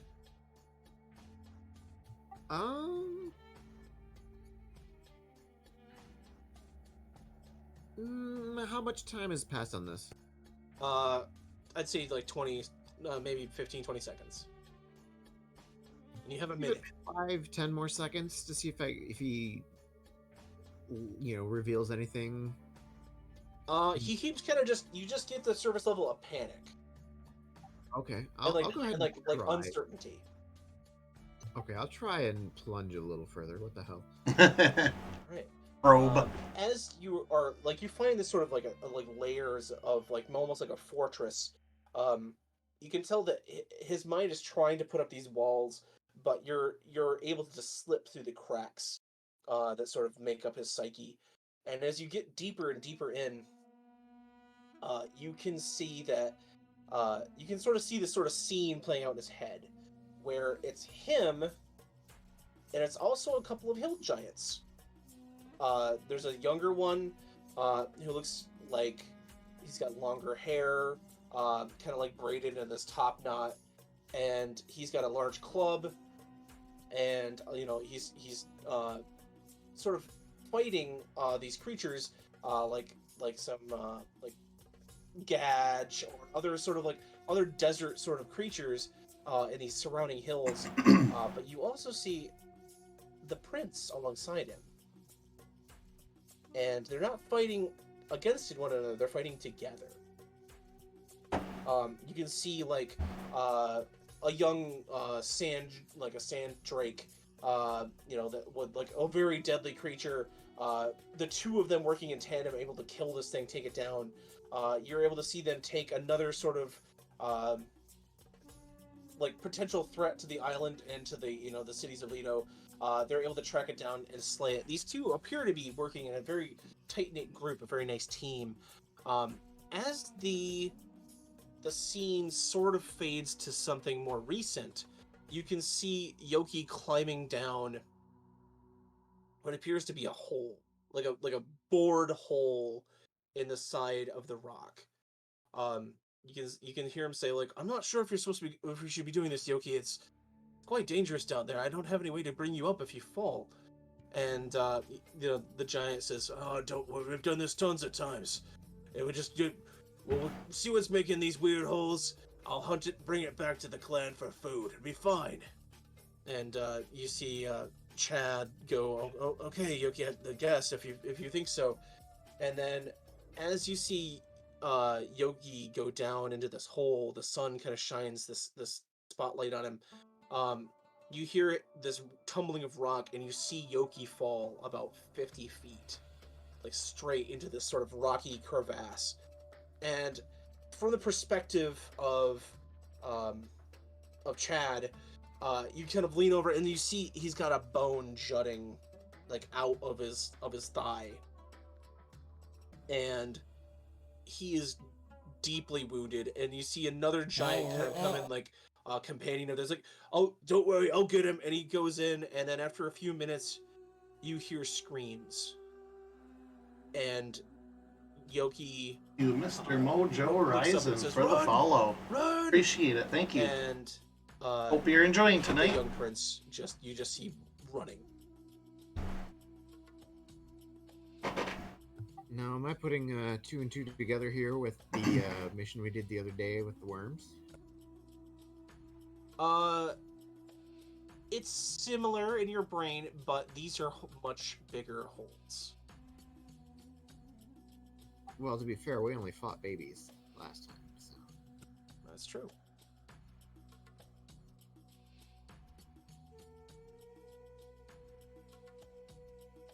But yeah, that is the sort of the image that when you recede back, you're still following him like you were following him subconsciously into this woods.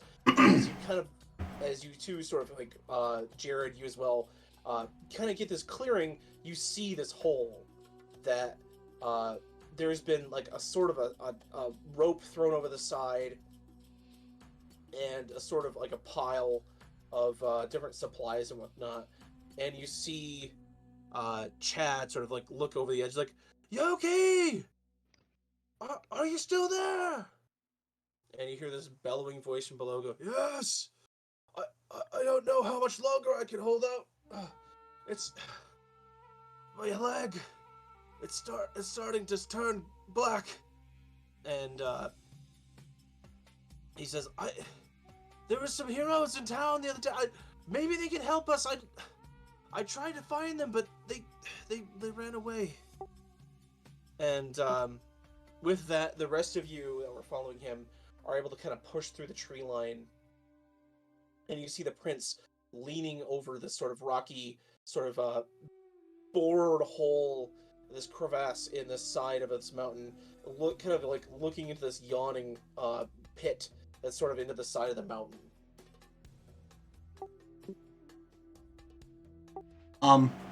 Where I can't be seen, I'll D-shift out of the rat form and come out into the clearing. Sort of, if we haven't already, make ourselves known. How about the rest of you?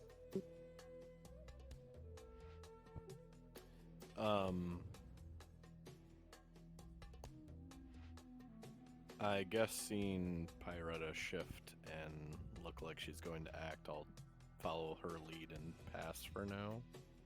Okay. Jesse? I'll just get ready for combat. That's where this always goes. And how about you, Jeremy? Yeah, I'll do the same as Jesse. Okay. As you sort of all emerge from the trees, you see Chad turn, and he has his spear up. He says, "Oh, oh, oh! Thank the sun. It's not what it looks like." And he sort of drops the bag, and the meat sort of spills out. And he says, I've been trying to get my friend out of the hole. It's who the giants were looking. I don't want to hurt anyone." Paretta kind of. I was just to say, Paretta kind of looks up and says, "Forgive my rudeness later, but you wanted to talk? Now is your opportunity." Look. I had befriended the young prince of the Thunderstone tribe. That name rings a bell. It's the tribe of giants that you guys tricked on your way into Ladopolis here. Nice. I said I've been helping Yoki get food for his people. We took their land. I felt bad. Okay, my father, he didn't really give them much bargaining room, but Yoki and I are friends, and well, he injured himself down there in the cave. I can't get him out. I'm just one person. And I know if anybody saw me helping them, they'd call me a traitor and banish me. And just, I don't know what to do. I've been feeding him for what I can, but I can't get him out. And he says there's some creatures down there he's never seen, but they ate his friend. They think he's going to eat him next. Can you just help me, please? Paretta kind of looks back to the others to see what they think of this.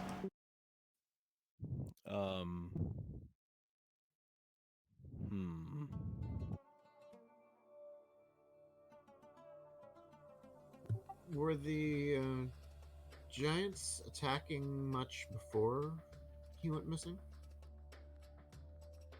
Occasionally they'd poke through our defenses, but Yoki would always make them look like, he'd always tell them to pull back, or, say that we don't need to lose them any lives. Just, see if we can get some food or some goods. Banditry. I mean, I can deal with losing some supplies. We have more than enough to spare, but once he went missing, things turned violent. And do you think killing this creature down there will be enough food for people?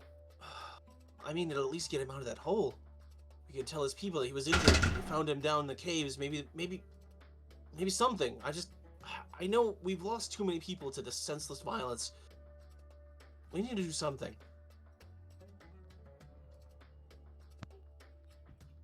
Well, you could muster the rest of your forces and move on the giants now while they're a week after losing a battle and traveling home on foot. I don't want to do that to Yoki's people. He saved my life a few times out there. I mean, yeah, a lot of them are just looking for survival, but I don't want to do anything that would cost me my friend. Well, he's contained in the hole and not over there. So, sounds like he'd be safe. Alternate view?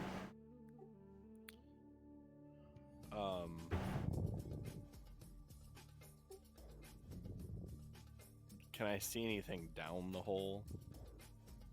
As you sort of peer over, looking down into the cave itself, you see this sort of shaft of light. It begins to... let's see. It is hard to kind of get your focus for a few moments, but as you are able to kind of get your eyes down there, I will shift you guys here. You see what appears to be the wounded Yoki, this younger sort of giant, his club kind of within reach of him, but like the blood of various creatures kind of surrounds him. You can tell his leg has turned gangrenous, like it's gonna have to be amputated. But he's been surviving down here. You can see like the foodstuffs down there. He's been keeping himself fed and defending himself from whatever keeps attacking, but you can see there's a lot of blood, some of it his, some of it whatever the creatures are that are down here, they're trying to kill him.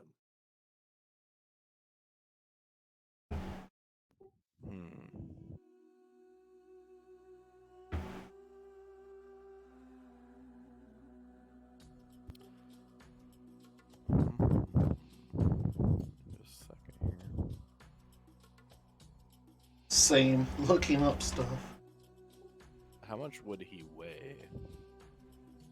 He's about 10 feet tall. Let's say, a few thousand pounds, maybe. It's kind of hard to gauge. Gotcha.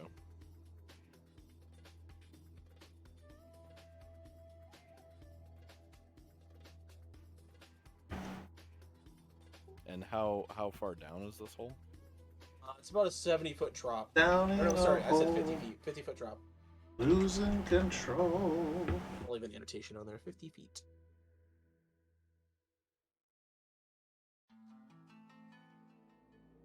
Is healing more?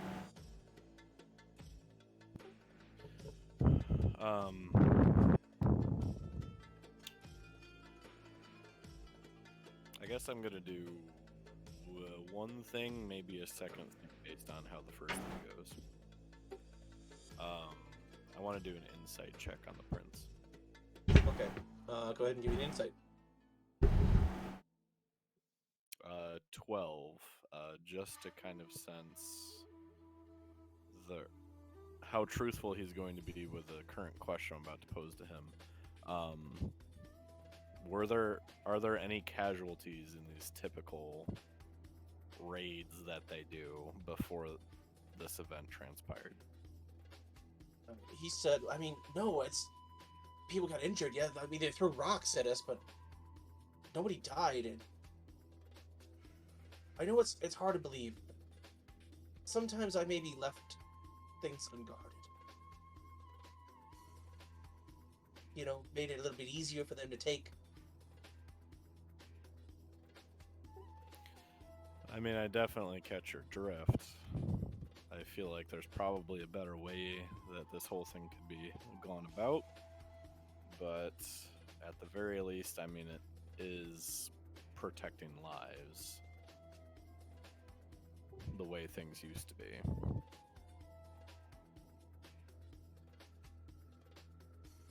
Look, if you can get him out of there, I'll come clean. I'll tell everyone, but I just want to stop the raids.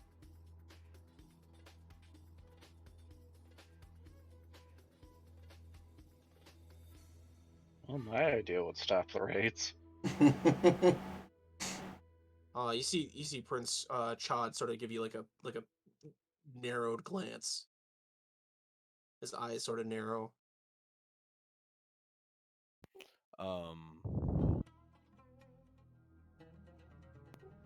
So I can see the giant down there then. Okay. Yep. Um, As you're looking down, you see the giant like, please, you have to help me.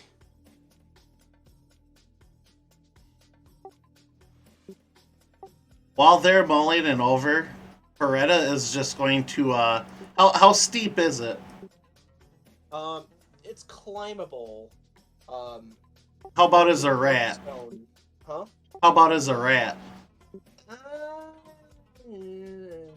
yeah, you can still do it. Or no, excuse me. I already transformed Yeah, out you of that just form. did, so I was Yeah. like, your turn back. Never mind. No, never mind. I'm not going back. I'm gonna go ahead and just rappel down very carefully. Okay, I mean, you see he has a rope, like set, so you could use that if you'd like. Okay, I'll just do that very wordlessly, Okay. unceremoniously. Go ahead and spawn your character in the pit there.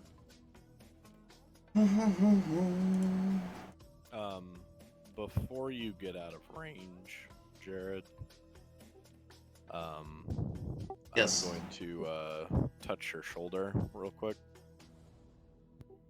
and then I'm going to form a mind link with you.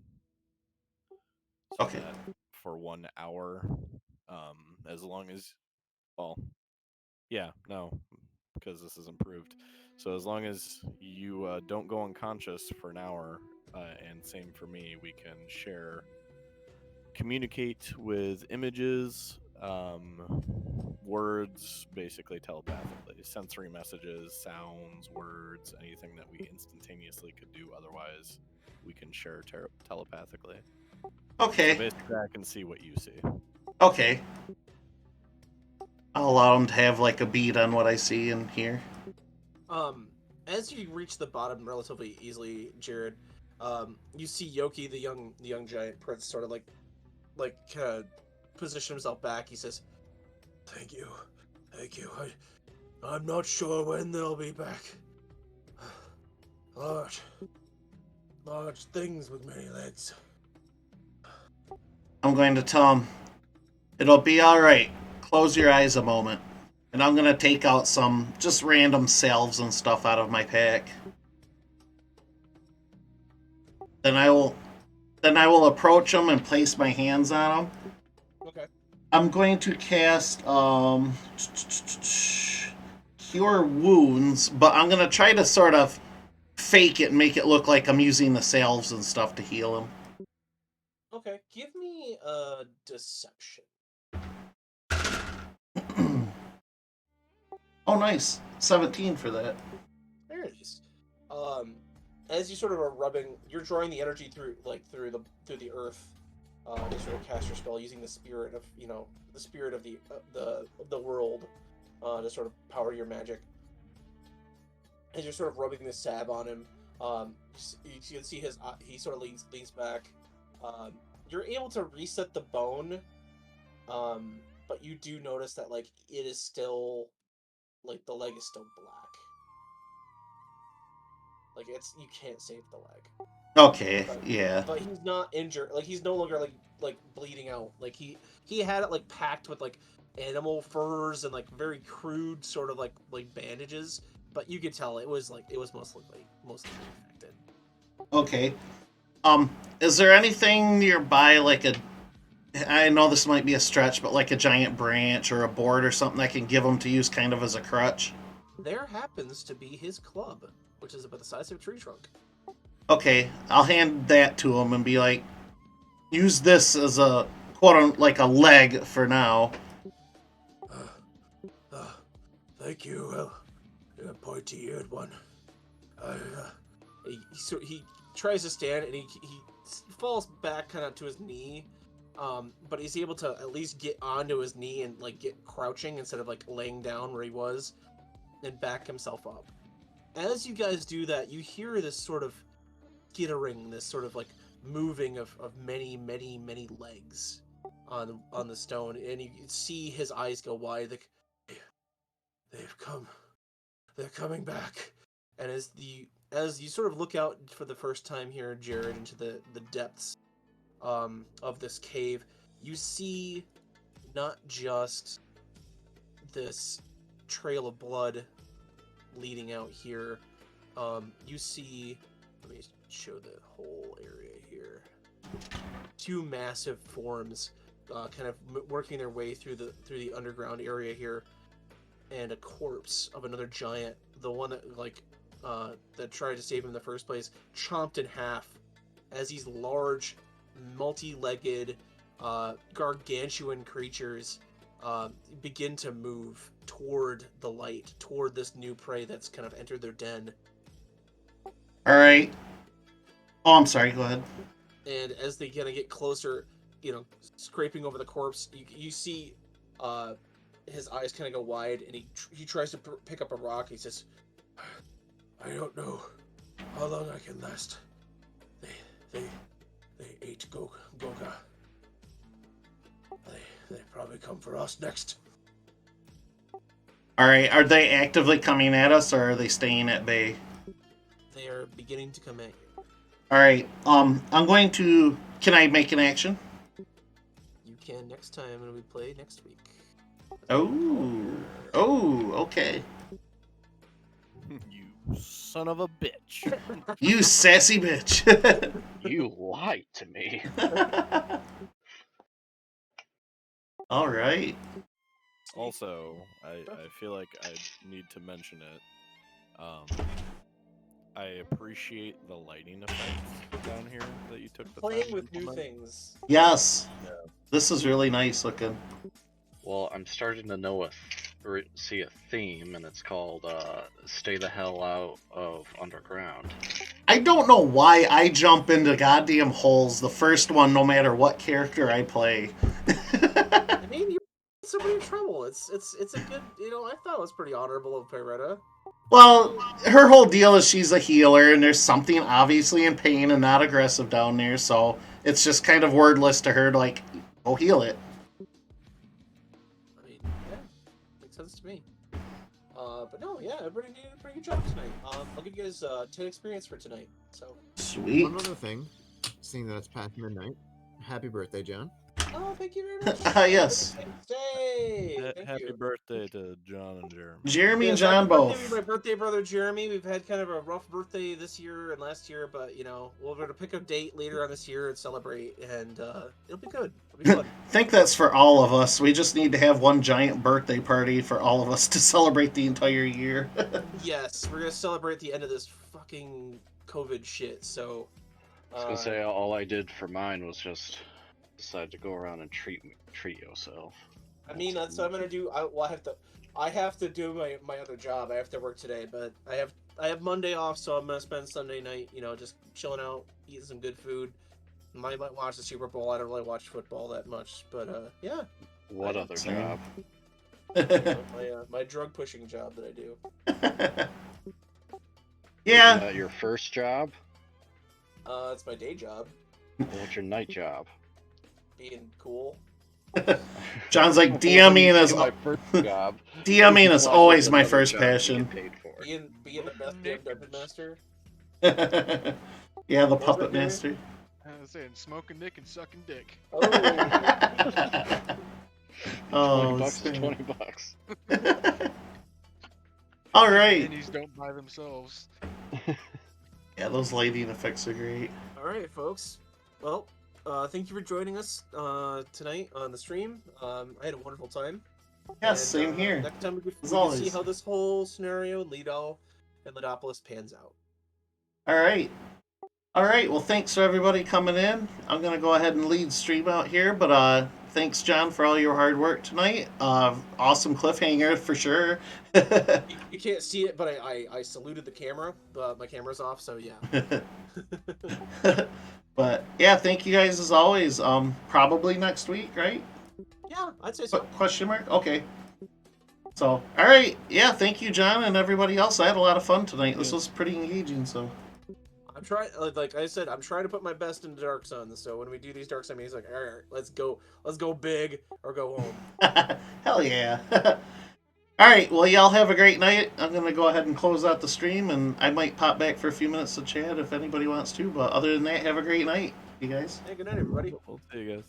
Night. All right. So anyway, I hope that switched right. It did. Okay.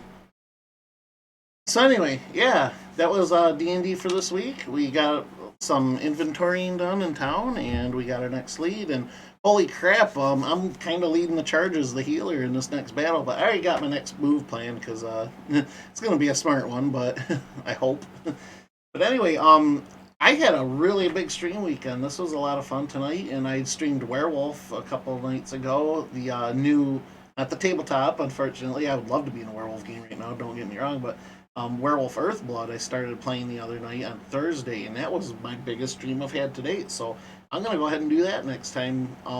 We'll be back here for more Dark Sun next Saturday if all goes well, if adulting doesn't happen and we have to drop out, but keep up on my Twitter. I usually announce everything I try to do on Twitch here ahead of time. D&D Saturdays are about the only consistent thing I can promise. Everything else, the video games I play, I usually play retro games, but like I said, right now I'm playing Werewolf Earthblood, which is brand new. It came out. Werewolf is my religion, so of course I have to play it for everybody. But I will announce that because I get one more random day off every week, and I try to play the night before so I can stay up late and play a lot longer for you guys than otherwise 2 to 3 hours I probably would only need to do. It'll be Werewolf Earthblood more than likely, and I'll let you know on Twitter. Again, next Saturday we should be doing more Dark Sun if you want to follow along for our adventures there.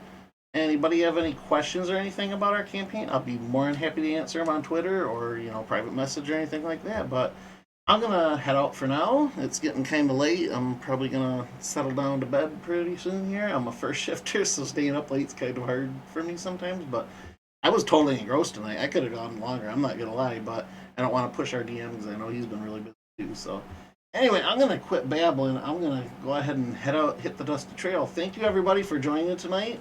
I hope everybody enjoyed. Thank you, Mr. Mojo Rising 217 for the follow, and also Exalted Decoy. Thank you for the follow as well. I appreciate all the follows because I'm getting pretty close to affiliate here, and I'm really excited about that. So I only need like maybe a little over a dozen more followers. But anyway, yeah, I'm excited about that. That's gonna be fun once I get there. I'm gonna try to do a few more adjustments and maybe try to stream some more once I get that. But anyway, everybody, I'm gonna I'm gonna shut up here. Have a great night, and I hope to see y'all for Werewolf next week sometime and Dark Sun next week. Thank you, and have a great night. Laters. Whoops. Both Indian. Okay, now laters.